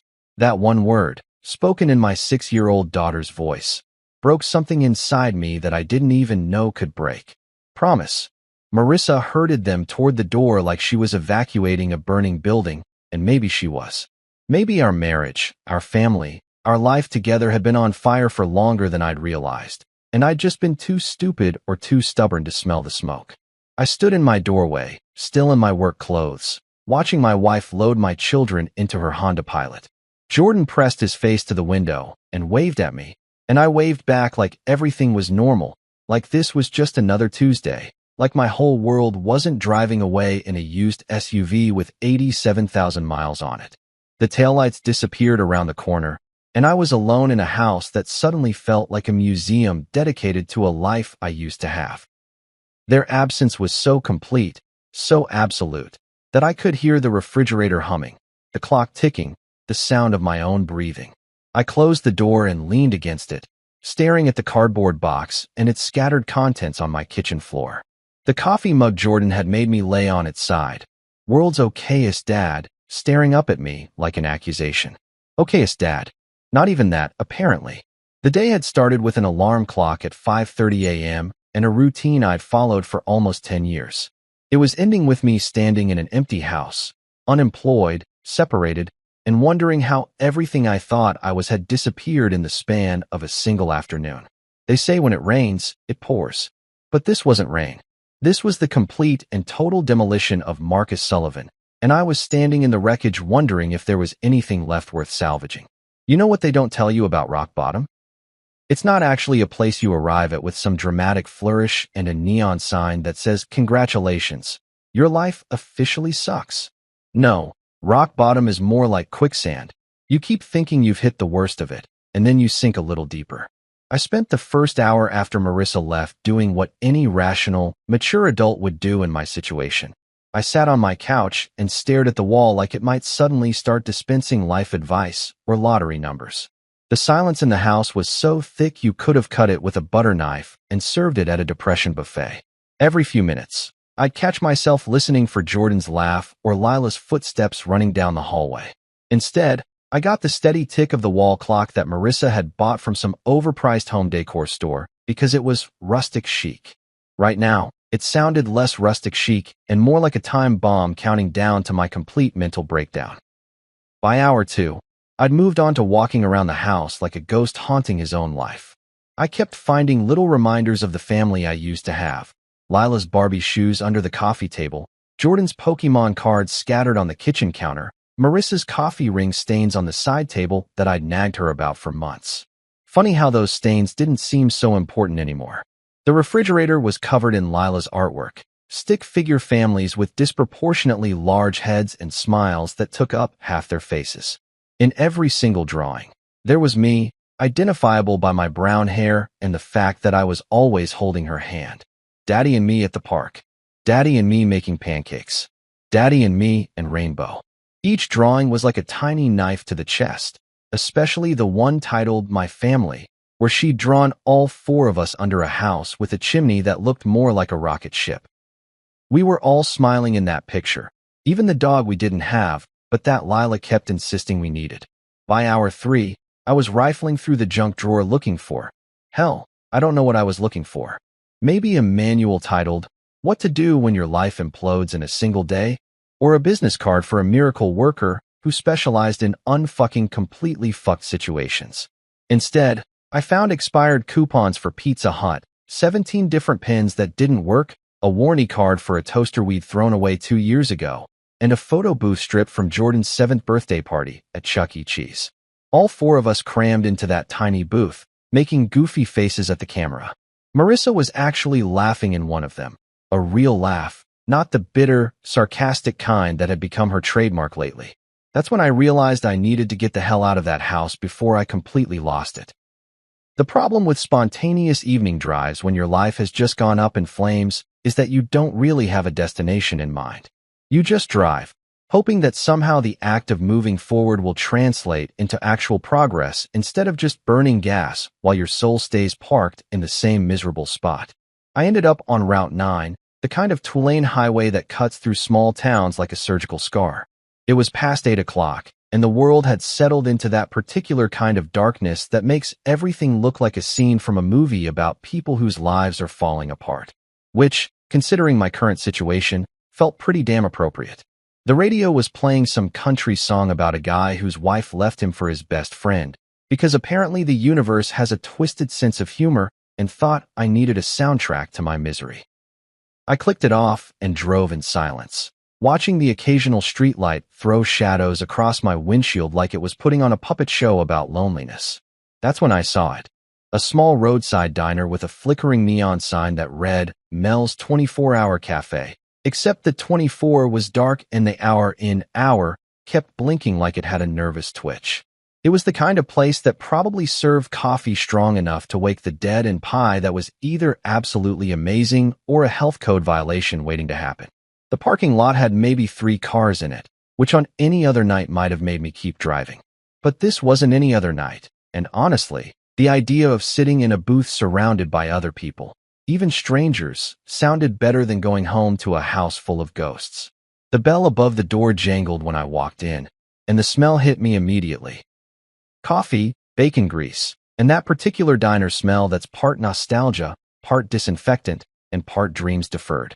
It was exactly what you'd expect from a place called Mel's, assuming Mel had given up on interior decorating sometime around 1987 and never looked back. The decor was what you might charitably call vintage Americana, or, more accurately, stuff that was already outdated when it was new. Red vinyl booths with duct tape patches, a counter with stools that squeaked when you turned them, and walls covered with faded photographs of local high school football teams and what I assumed were Mel's family members looking uncomfortable in formal wear. There was a trucker at the counter nursing a cup of coffee and staring at his phone like it contained the secrets of the universe.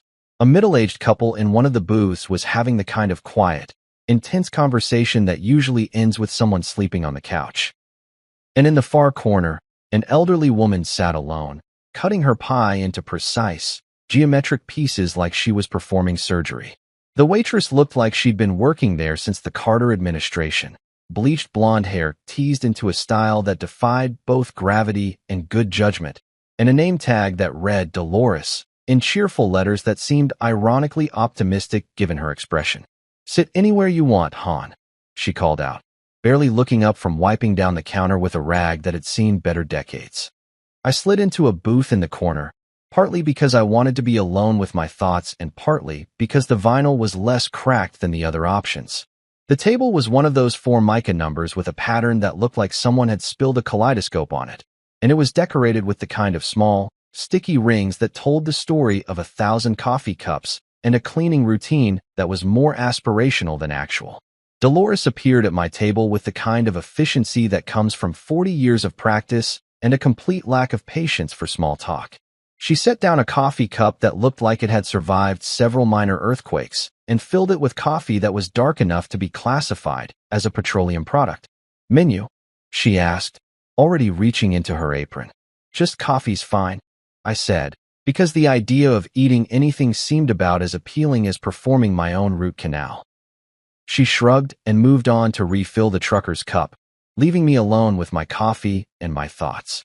The coffee was actually pretty good, strong enough to put hair on your chest and bitter enough to match my mood. I found myself staring into the dark surface, watching my reflection waver like I was looking into some kind of caffeinated crystal ball. That's when I noticed her watching me. The elderly woman in the corner had stopped dissecting her pie and was staring at me with an intensity that made me uncomfortable. Not in a creepy way, but in the way that made you feel like you were being evaluated for something you hadn't signed up for. She was probably in her 70s, with steel gray hair pulled back in a bun that looked like it could survive a tornado and eyes that seemed way too sharp for someone her age. She was wearing a dark blue sweater that had probably been expensive once upon a time and a string of pearls that looked real enough to fund a small vacation. But it was her expression that got to me.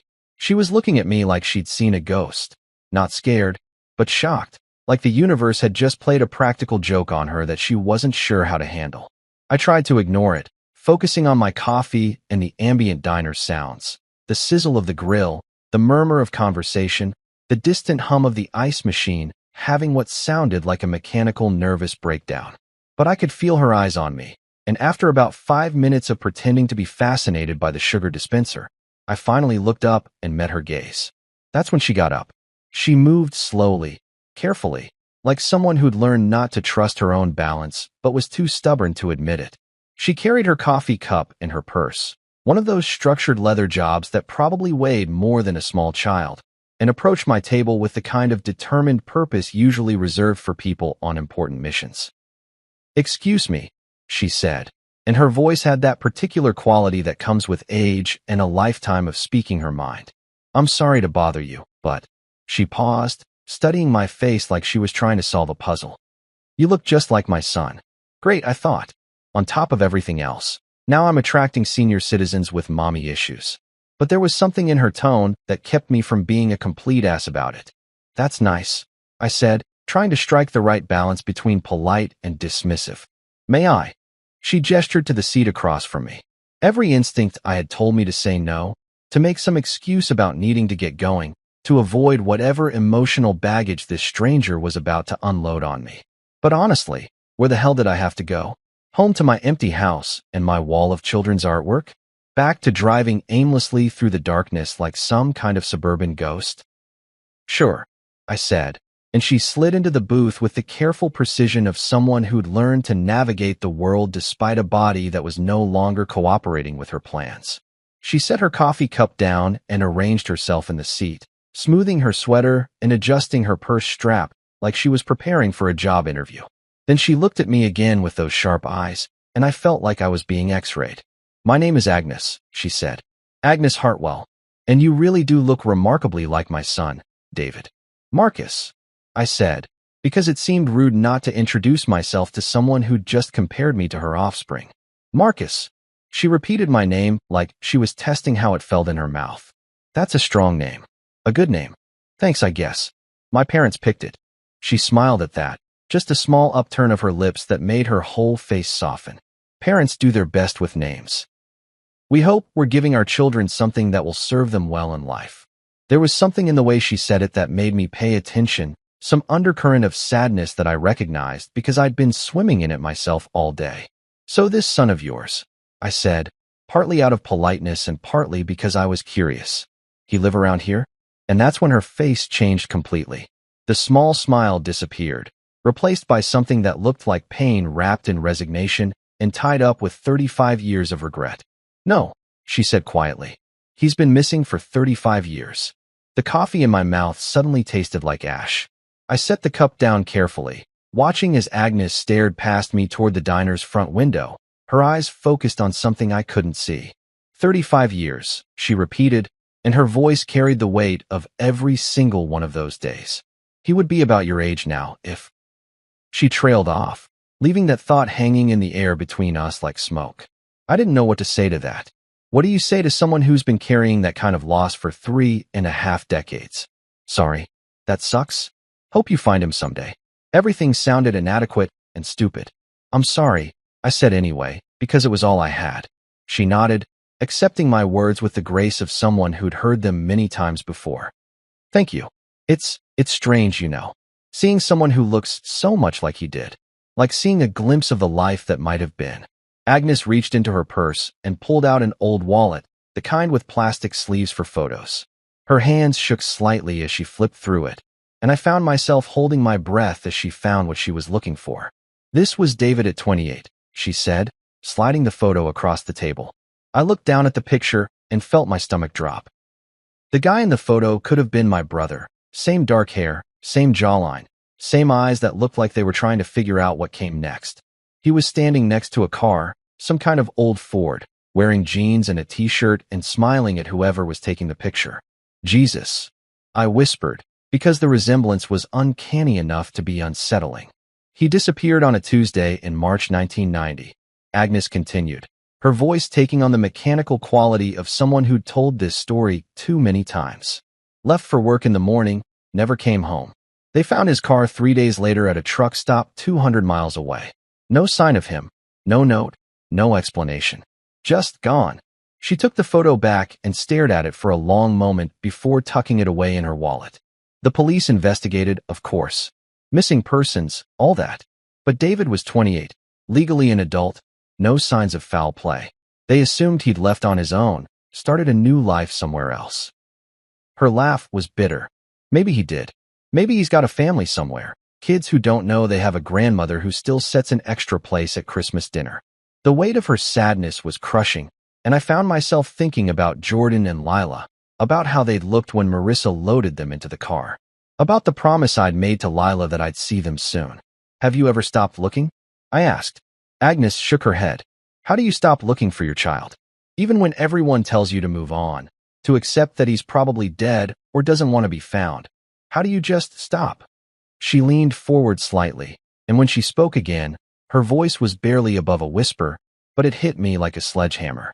But he's been missing for 35 years, and I've spent 35 years regretting every moment I didn't tell him I loved him, every time I chose work over time with him, every argument we had that I never got to take back. Her eyes locked onto mine with an intensity that made me squirm.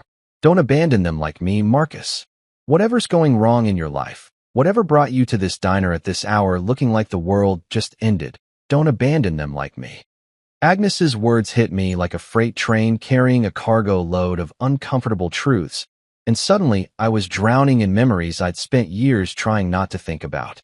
Sitting in that cracked vinyl booth with my lukewarm coffee and a stranger's grief weighing down the air between us, my mind decided to take an unauthorized trip down memory lane.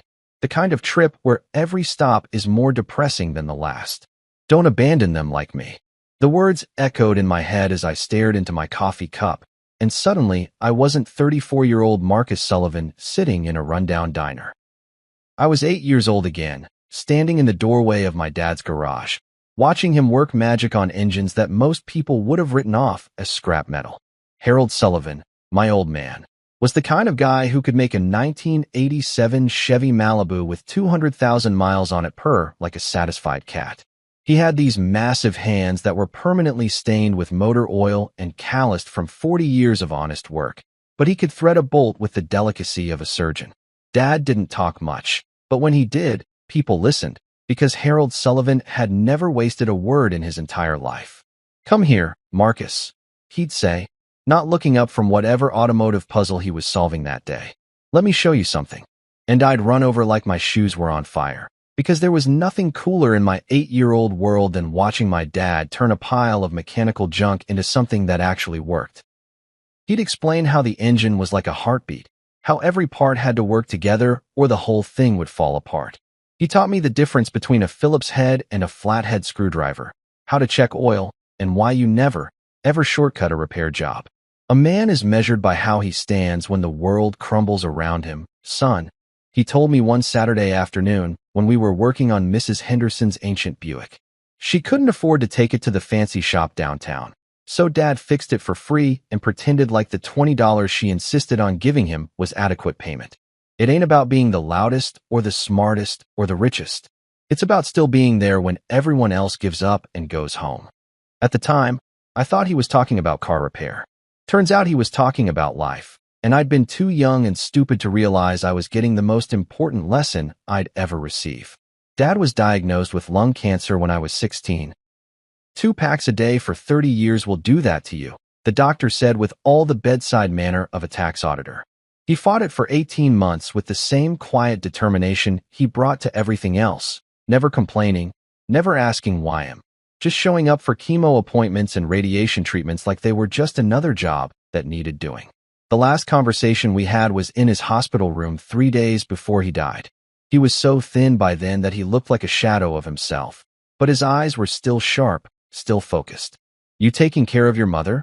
He asked, because even with death knocking on his door, Harold Sullivan was worried about everyone else first. Yeah, Dad.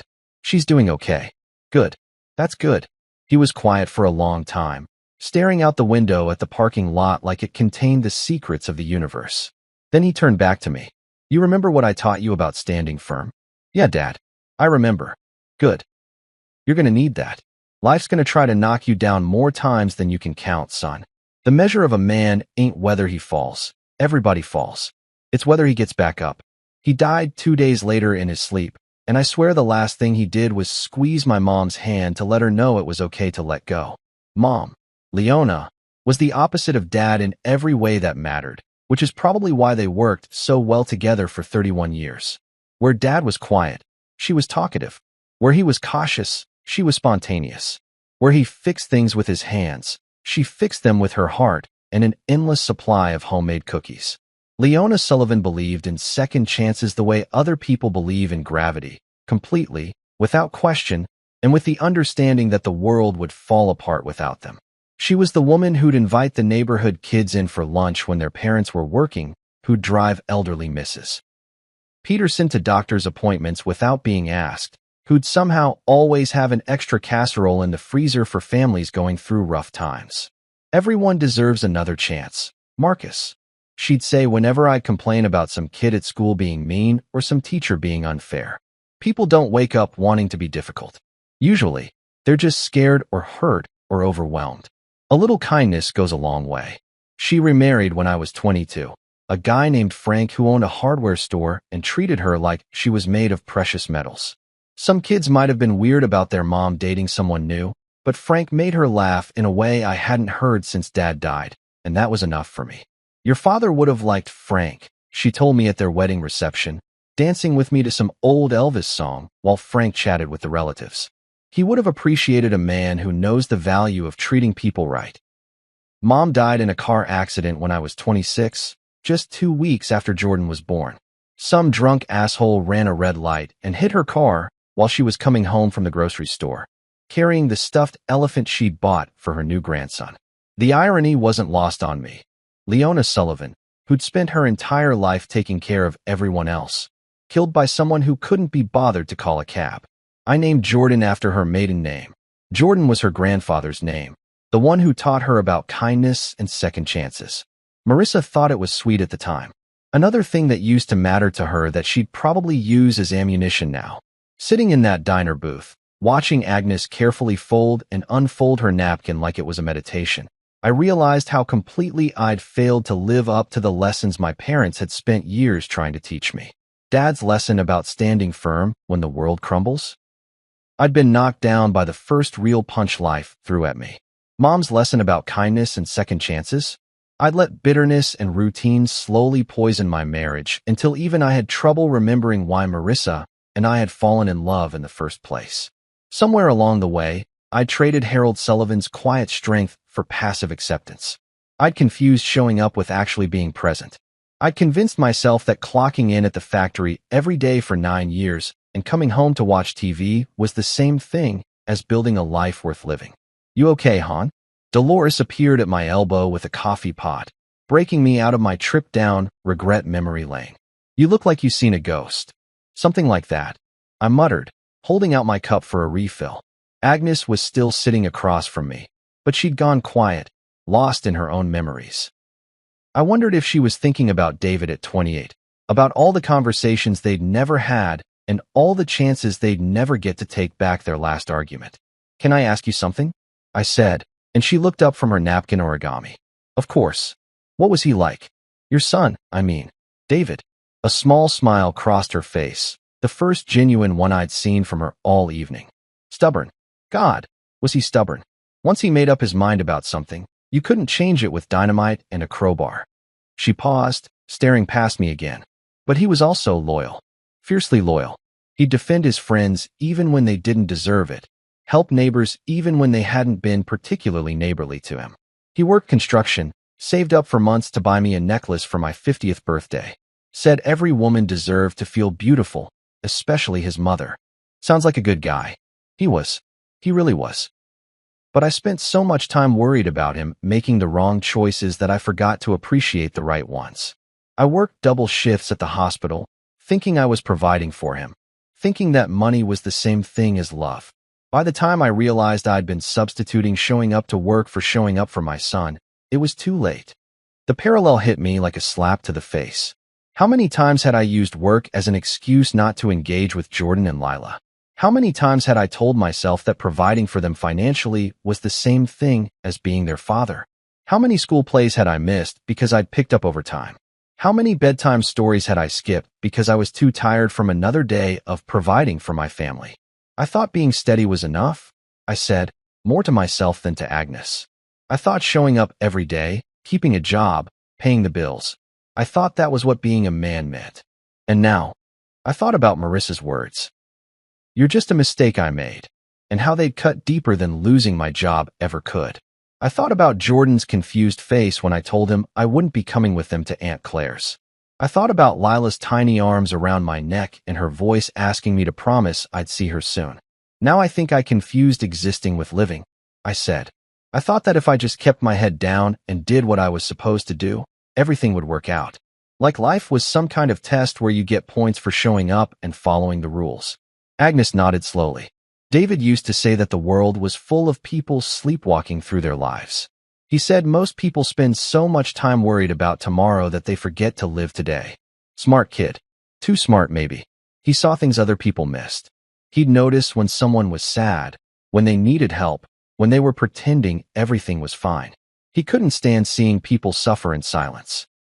I thought about my dad fixing Mrs. Henderson's Buick for free, about my mom bringing casseroles to families in need, about the lessons they'd tried to teach me that I'd somehow managed to forget in the process of becoming a responsible adult. My parents tried to teach me that, I said, about standing firm, about kindness, about being there for people. Somewhere along the way, I guess I started thinking that meant just enduring, just getting through each day without falling apart. Maybe, Agnes said gently. The difference between enduring and standing firm is that one is about surviving and the other is about fighting for something worth surviving for. She finished her coffee and started gathering her things, her purse, her wallet with David's photo, her sweater that had probably seen decades of similar late-night conversations with strangers. I should go, she said, sliding out of the booth with the careful movements of someone whose body had started betraying her. But Marcus? Yeah. Whatever brought you to this diner tonight, whatever's broken in your life, it's not too late to fix it. I've spent 35 years learning that lesson the hard way. She paused at my table, looking down at me with those sharp eyes that seemed to see straight through all my excuses and self-pity. Don't abandon them like me, she repeated, and this time it wasn't just a warning. It was a plea from a mother who'd learned the difference between providing for someone and actually being there for them about 3 decades too late. I watched her walk to the counter, pay her check, and disappear into the night, leaving me alone with my cold coffee and the uncomfortable realization that I'd been sleepwalking through my own life for years. My parents had given me a blueprint for being a man worth respecting, Harold's quiet strength and Leona's endless capacity for second chances.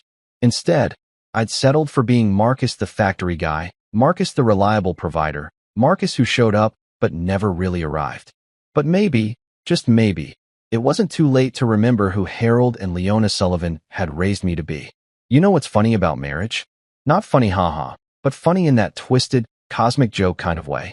You can pinpoint the exact moment when you fell in love, but the moment when it all starts falling apart is like trying to catch smoke with your bare hands. One day you're a team, and then suddenly you're two strangers sharing a mortgage and arguing about whose turn it is to take out the trash.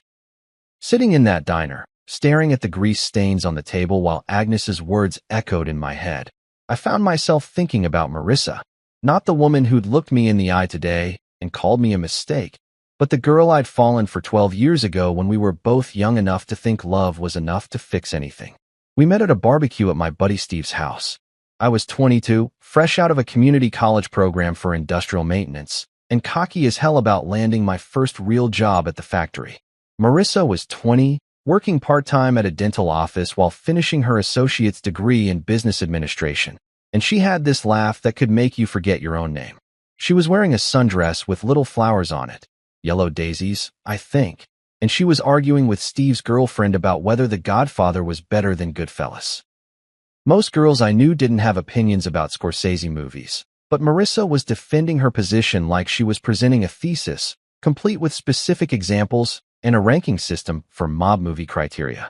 You're wrong, I'd said, walking up to their conversation with a beer in my hand and all the confidence of a guy who hadn't been shot down yet that night. Excuse me. She turned those green eyes on me, and I felt my carefully prepared argument about cinematography evaporate like spit on a hot sidewalk. I mean, I think you're right. About The Godfather. It's definitely better. She smiled, this slow, amused smile that let me know she'd seen right through my smooth operator routine. Oh, really? And what makes you such an expert on mob movies? Well, I've seen both of them. Twice. She laughed then, and it was like someone had turned on the lights in a room I didn't even know was dark. Wow. Twice. I'm clearly dealing with a film scholar here. We spent the next 3 hours sitting on Steve's back porch, talking about movies and music and the kinds of dreams you only share when you're young enough to believe they might actually come true. She wanted to own her own business someday, something in event planning or hospitality management. I told her about my plans to work my way up at the factory, maybe get into supervision, eventually buy a house with a garage where I could work on cars like my dad had. You make me feel safe, Marcus, she said that night as I walked her to her car. Like you're the kind of person who shows up when he says he will. Safe. That word followed me home that night and through the next week while I worked up the courage to call her. Safe wasn't sexy or exciting, but coming from Marissa, it felt like the highest compliment anyone had ever given me. In a world full of guys who were all flash and no substance, I was the steady one, the reliable one, the one who'd still be there when the excitement wore off. And for a while, God, for a long while, that was enough. Our first apartment was a shithole one-bedroom above a Chinese restaurant that made the whole place smell like sweet and sour pork, but we were so happy we might as well have been living in a palace. Marissa would come home from her job at the dental office, and I'd come home from the factory, and we'd sit on our second-hand couch eating takeout and planning our future like we were the first couple in history to figure out how this whole love thing was supposed to work. She'd curl up against my side while we watched TV, running her fingers through my hair and telling me about her day. The difficult patients, the office drama, the way Dr. Martinez would hit on the dental hygienists and act like he was God's gift to women with dental insurance. I'd tell her about the machinery I'd fixed, the guys I worked with, the satisfaction of solving problems with my hands instead of sitting behind a desk all day. I love that about you, she'd say. You actually make things work. You fix things instead of just complaining about them. We got married 3 years later in a small ceremony at her parents' church. Nothing fancy. We couldn't afford fancy, but Marissa looked like something out of a fairy tale in a dress she'd found at a consignment shop and altered herself. During our vows, she promised to love me for better or worse, in good times and bad, through whatever life throws at us. I believed her. Hell, I believed both of us. The first crack in our perfect little world appeared about a year after Jordan was born. Marissa had taken maternity leave from the dental office, and the combination of sleep deprivation, hormones, and being stuck in the house all day had turned my easygoing wife into someone I barely recognized. I feel like I'm disappearing, she told me one night after Jordan had finally fallen asleep. Like I'm just Jordan's mom and Marcus's wife, but I'm not Marissa anymore. You're still Marissa, I'd said, because it seemed like the right thing to say. Am I? When's the last time I did something just for me? When's the last time we had a conversation that wasn't about diapers or bills or whose turn it is to do laundry? I didn't have an answer for that, mainly because she was right. Our conversations had become logistics meetings, who was picking up Jordan from daycare, whether we needed milk, why the water bill was higher this month. We'd stopped talking about dreams and movies and the future and started talking about immediate problems that needed immediate solutions. It's just a phase, I told her. All new parents go through this. But it wasn't just a phase. It was the beginning of a slow erosion that would take years to complete, like water wearing away stones so gradually that you don't notice the damage until the whole foundation crumbles. When Lila came along 2 years later, things got worse instead of better. Marissa went back to work part-time, but she was exhausted all the time, and I was picking up extra shifts to cover the additional expenses. Our conversations became even more transactional, grocery lists and school schedules, and who was going to stay home with sick kids. You never really talk to me anymore, she said one night while we were folding laundry in front of the TV. You come home, you eat dinner, you watch whatever game is on, and you go to bed. It's like living with a roommate who occasionally pays bills. I'm tired, Marissa. I work 40+ hours a week so you can work part-time and be home with the kids more. What do you want from me? I want you to want to talk to me. I want you to ask about my day and actually listen to the answer. I want you to notice when I get my hair cut or when I'm having a hard time with something. I notice things. Really? What did I do today before you got home? I stared at the TV, trying to remember if she'd mentioned anything that morning over breakfast. Had she said something about taking the kids somewhere? Meeting someone for lunch? Going to the store? I don't know, I admitted. Took Lila to her pediatrician appointment. Dropped Jordan off at soccer practice. Grocery shopped. Picked up your dry cleaning. Paid bills. Called your mother to wish her happy birthday. Made dinner. And helped Jordan with his homework. But you don't know because you never ask. That fight ended like most of our fights, with both of us apologizing and promising to do better, and then falling back into the same patterns a week later. I tried to be more engaged for a few days, asking about her day and making an effort to put down my phone during dinner. She tried to be more understanding about how tired I was after work. But eventually, we'd slip back into our respective corners, coexisting instead of connecting. The real poison, though, came from her family. Specifically, her sister Claire, who'd married some hotshot lawyer and lived in a house that was featured in the local magazine's Homes of Distinction issue. Claire had opinions about everything. Our car, our neighborhood, my job, my clothes, and especially my apparent lack of ambition. Marcus seems comfortable, she'd say during family gatherings, making comfortable sound like a terminal illness. Some people are just content with where they are, I suppose. Her friends weren't much better. A bunch of wine mom types who spent their days at yoga classes and charity luncheons, married to guys who wore suits to work and talked about investment portfolios at dinner parties. They'd ask what I did for a living, and when I said I worked at the factory, they'd get that look, the one that said they were already calculating how quickly they could change the subject. Marissa, you're so lucky to have such a practical husband, one of them said at a barbecue last summer. Someone who's not caught up in all that career ambition nonsense. But Marissa stopped feeling lucky. Slowly, steadily, my reliability became stagnation in her eyes. My contentment with providing for my family became lack of drive. My satisfaction with honest work became settling for mediocrity. Don't you want more? She asked me during one of our increasingly frequent arguments about money. Don't you want to move up, make more money, give the kids better opportunities? I make decent money. We have a nice house. The kids are happy. Decent money. A nice house. She repeated my words like they tasted bitter. God, Marcus, is that really all you want out of life? To be decent? To be fine? To be okay? What's wrong with okay? Everything, she exploded. Everything is wrong with okay. Okay is giving up. Okay is settling. Okay is looking at your life and deciding that this is as good as it gets.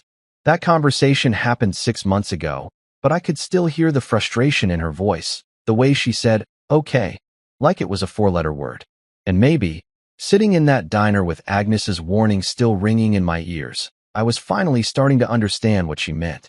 I'd spent so many years thinking that showing up was enough that I'd stopped trying to actually excel at anything. I'd convinced myself that steady was the same thing as strong, that reliable was the same thing as remarkable. I'd taken the lessons my parents taught me about standing firm and twisted them into an excuse for standing still. Somewhere along the way, you make me feel safe had become, you make me feel trapped, and I'd been too comfortable in my own contentment to notice the difference.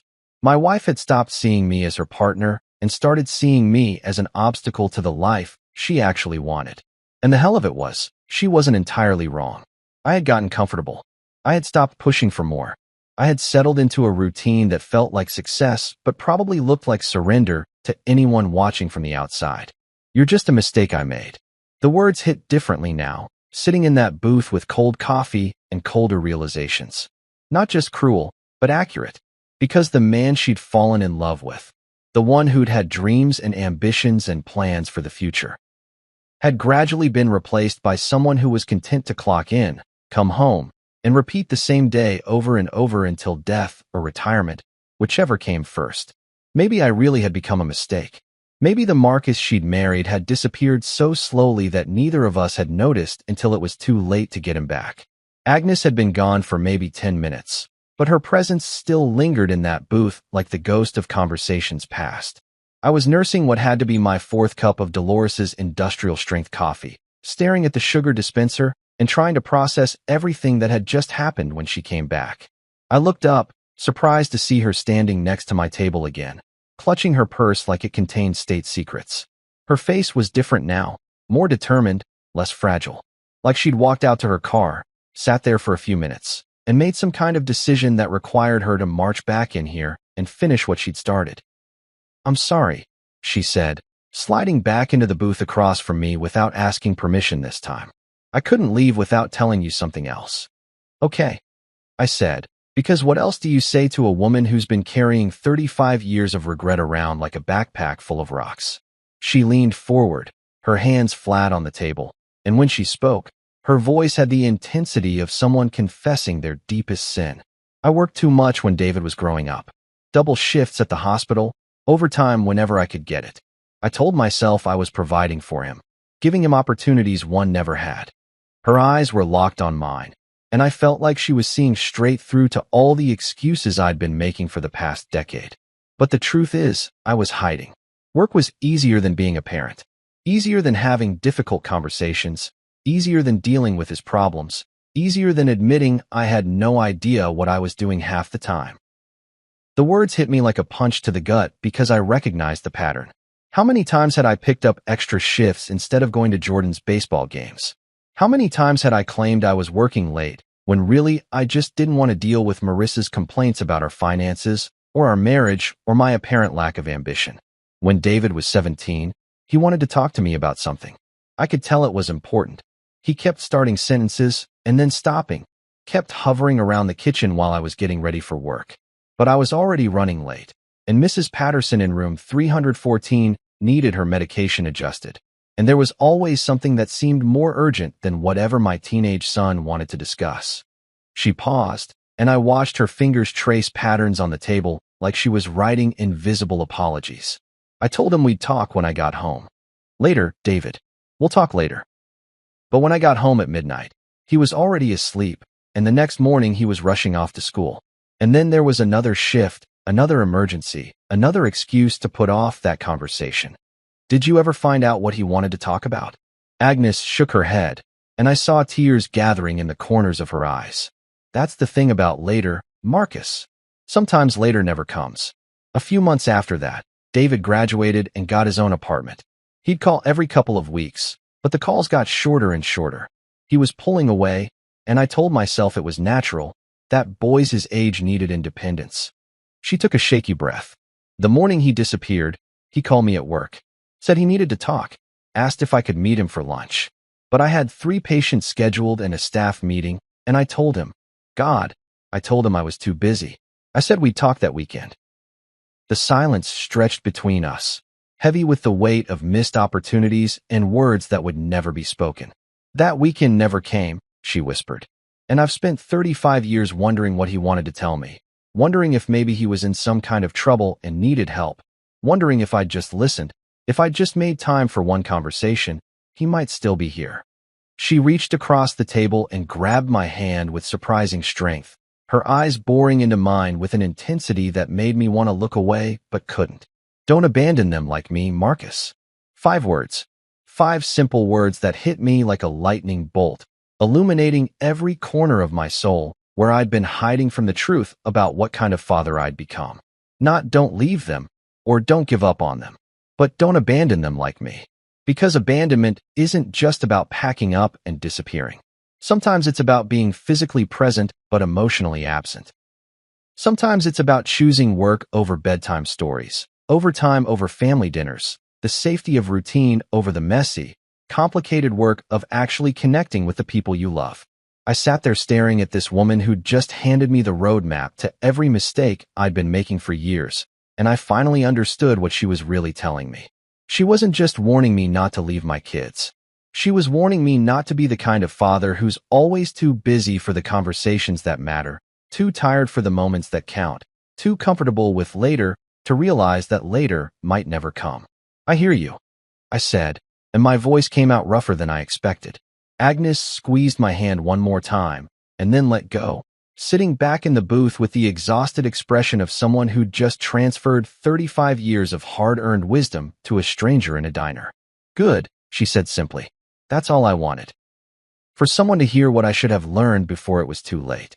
Something shifted inside me when Agnes said those 5 words, something I hadn't felt in years, maybe decades. It wasn't anger, though God knows I had plenty of that swirling around after the day I'd had. It wasn't desperation either, though I'd been drowning in that particular emotion since Marissa loaded the kids into her car and drove away from our house, like she was fleeing a crime scene. No, this was something else entirely. Something that felt like waking up after a long, dreamless sleep to find out you've been sleepwalking through your own life. For the first time all day, hell, for the first time in years, I felt resolve. Real, honest-to-God determination that came from somewhere deeper than my wounded pride or my fear of being alone. It came from that place where you store the things that actually matter, the place I'd been ignoring while I focused on showing up. To work and paying bills and convincing myself that going through the motions was the same thing as living. Agnes, I said, and she looked up from her coffee cup with those sharp eyes that seemed to see everything I'd been trying to hide from myself. I don't know if I have the strength to face Marissa right now. I don't know if I'm strong enough to fight for something that might already be dead. It was the first completely honest thing I'd said out loud in months, maybe years. Not the kind of filtered, careful honesty you use when you're trying to avoid an argument, but the raw, ugly truth that makes your chest tight and your throat close up. Agnes reached across the table and grabbed my hand again. But this time her grip was different. Not the desperate clutch of someone drowning in regret, but the firm, steady hold of someone who'd learned the hard way what was worth fighting for. Strength doesn't wait for permission, Marcus, she said, and her voice had the authority of someone who'd spent 35 years learning that lesson the most painful way possible. It doesn't show up when you feel ready or when the circumstances are perfect or when you're sure you're going to win. She leaned forward, and I could see decades of hard-earned wisdom written in the lines around her eyes. Strength shows up when you realize that not fighting is worse than losing. When you understand that giving up means living with the kind of regret that follows you around like a shadow for the rest of your life. Her words hit me like a slap that wakes you up from a bad dream. Because she was right. Not fighting meant accepting that I was the kind of man who'd let his children grow up believing their father didn't think they were worth the effort. Not fighting meant proving Marissa right about me being a mistake she'd made. Go to them, Agnes said, and now her voice was gentle but insistent, like a mother talking to a child who's afraid to get back on a bike after falling. Tonight. Right now. Don't wait until tomorrow or next week or when you feel more prepared. Don't give yourself time to talk yourself out of it. I felt something ignite in my chest. Not the raging fire of anger or the desperate flame of panic, but the steady, sustainable burn of purpose. For the first time in years, I had a clear mission that had nothing to do with clocking in or paying bills or maintaining the status quo. I had to get to my kids. I had to look Jordan and Lila in the eyes and tell them that their father wasn't the kind of man who disappeared when things got difficult. I had to prove to myself, and maybe to Marissa, that Marcus Sullivan still had some fight left in him. Thank you, I said to Agnes, but the words felt inadequate for what she'd just given me. She smiled. The first truly warm smile I'd seen from her all night. Don't thank me, Marcus. Just don't abandon them like me. I left a $10 bill on the table, grabbed my jacket, and headed for the door with the kind of determined stride I hadn't used in years.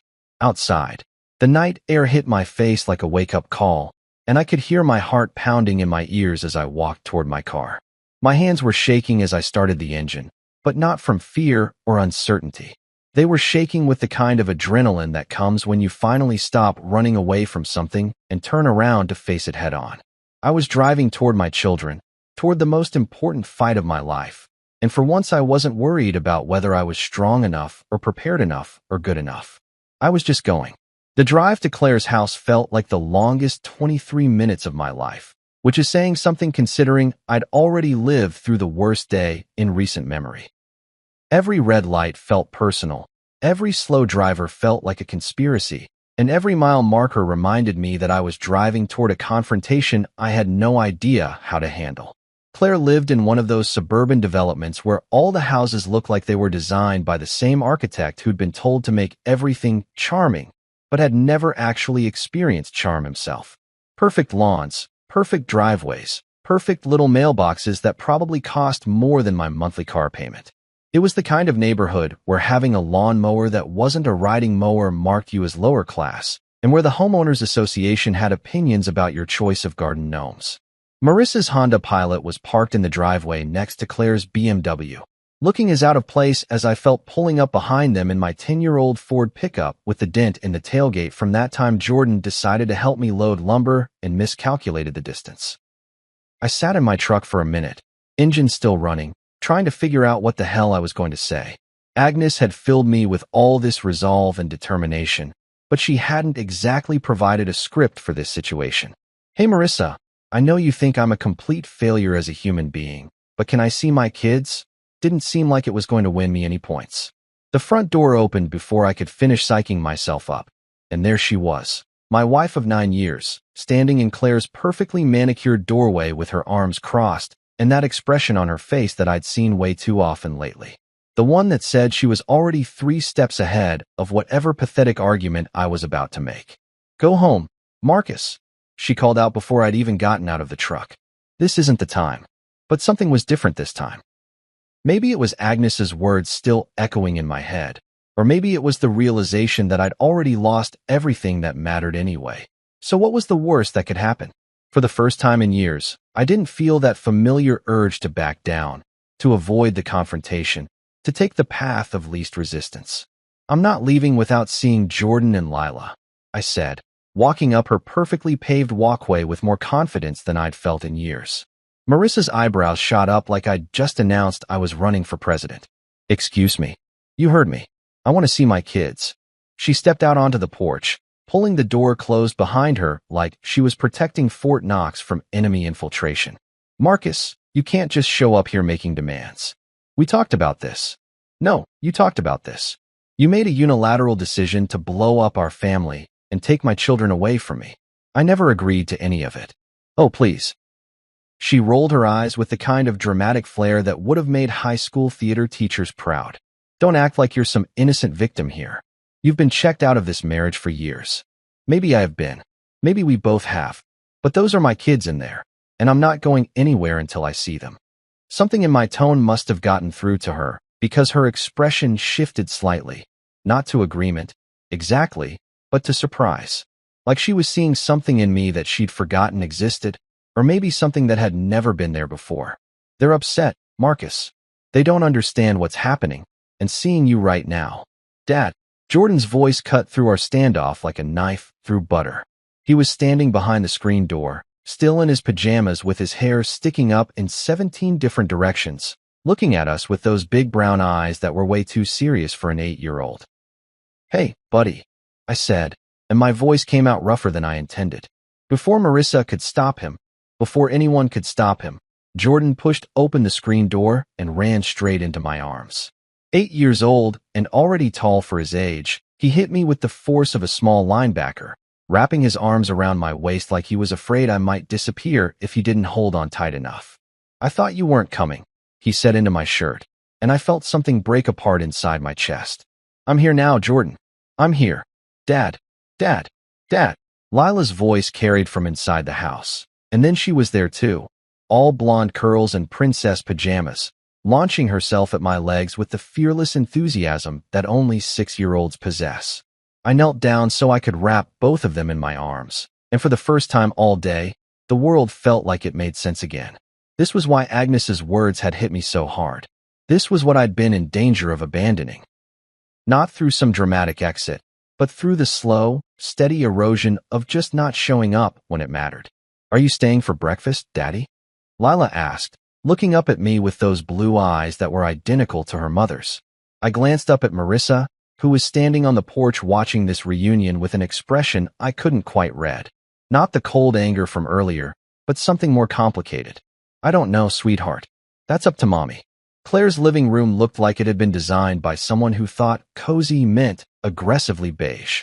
Everything matched in that soul-crushing way that screams, I hired a decorator and have no actual personality. But right now, sitting on her overpriced sectional with my kids curled up against me like they were afraid I might vanish, it felt like the most important room in the world. Daddy, why can't you come home with us? Lila asked, her small hand gripping my shirt with the determination of someone who'd learned not to let go of good things. I looked at Jordan, who was pretending to be interested in the TV but was clearly listening to every word. At 8, he was old enough to sense the weight of adult problems even if he couldn't fully understand them. Sometimes grown-ups have problems they need to figure out, I said, choosing my words carefully. Mommy and Daddy are having some disagreements about things, but that doesn't change how much we love you guys. Are you getting divorced? Jordan asked bluntly, because kids have a way of cutting straight through all the bullshit adults use to avoid difficult conversations. Marissa shifted uncomfortably in the armchair across from us, and I could feel Claire hovering in the doorway like she was watching a particularly dramatic episode of her favorite soap opera. I don't know, buddy. Maybe. But here's what I do know. No matter what happens between Mommy and me, I will always be your dad. That never changes, no matter where we live or what paperwork gets signed. Promise. Lila looked up at me with those serious blue eyes that made my chest tight. Promise. Even if I can't live in the same house with you, even if things get complicated and confusing, I will never stop being your father. I will never stop showing up for you. Claire, who'd been suspiciously quiet through this whole exchange, finally spoke up. Marissa, maybe you should let him talk to them. They need to hear this. I nearly fell off the couch. Claire, the same Claire who'd been making subtle digs about my lack of ambition for years, was suddenly on my side. Marissa looked like she'd been slapped. Claire, we talked about this. We talked about you being angry and hurt. We didn't talk about what's best for Jordan and Lila. For the first time since this nightmare started, I felt like someone other than Agnes understood what was really at stake here. This wasn't just about Marissa and me working out our marital problems. This was about two kids who needed to know their father wouldn't disappear from their lives just because their parents couldn't figure out how to be married anymore. Look, I said, addressing Marissa directly but keeping my voice calm. I'm not here to argue with you or try to change your mind about us. If you want a divorce, we'll figure that out. But I'm not going to let my kids think their dad gave up on them. Marissa stared at me for a long moment, and I could see her processing this version of Marcus. The one who didn't back down, who didn't apologize for taking up space, who finally understood the difference between being present and just showing up. Fine, she said quietly. But this doesn't fix anything between us. I know, I replied. But maybe it fixes something between me and them. The weeks that followed were brutal in ways I hadn't expected. Marissa made it crystal clear that whatever moment of understanding we'd shared in Claire's living room didn't magically fix our marriage. She was still ice-cold toward me, still convinced I was a mistake she needed to correct, but at least she wasn't blocking me from seeing Jordan and Lila. Small victories, I guess. I moved into a studio apartment above Murphy's Bar on 3rd Street. The kind of place that came furnished if you counted a mattress on the floor and a card table as furniture. It smelled like beer and regret, but it was mine, and more importantly, it was temporary. A place to figure out what came next, not a place to give up and die. The job hunt was its own special kind of humiliation. Turns out, reliable factory worker for 10 years doesn't exactly make employers fight over you when half the guys my age have college degrees and the other half have skills that don't involve operating machinery that's probably older than my kids. But I wasn't the same Marcus who'd gotten fired 3 weeks ago. That guy would have gotten discouraged after the 5th rejection, would have started making excuses about the job market, and settled for whatever scraps he could find. The new version of me, the one Agnes had helped wake up, kept knocking on doors. I picked up part-time work wherever I could find it. Delivery driver for Murphy's Pizza, weekend mechanic at Joe's Auto Repair, using the skills my dad had taught me back when I still believed I could fix anything. Construction cleanup crew for a development project across town. None of it paid great, but it paid, and more importantly, it kept me moving forward instead of wallowing in self-pity. You finally look alive, Marcus, my brother Daniel said when he stopped by my crappy apartment with a six-pack and a worried expression. Beat to hell, but alive. He wasn't wrong. I was exhausted most days, juggling 3 part-time jobs and trying to spend every free moment with my kids. But for the first time in years, I felt like I was actually living instead of just existing. The real reward came in small moments. Jordan asking for my help with his science project instead of just accepting Mom's offer to do it for him.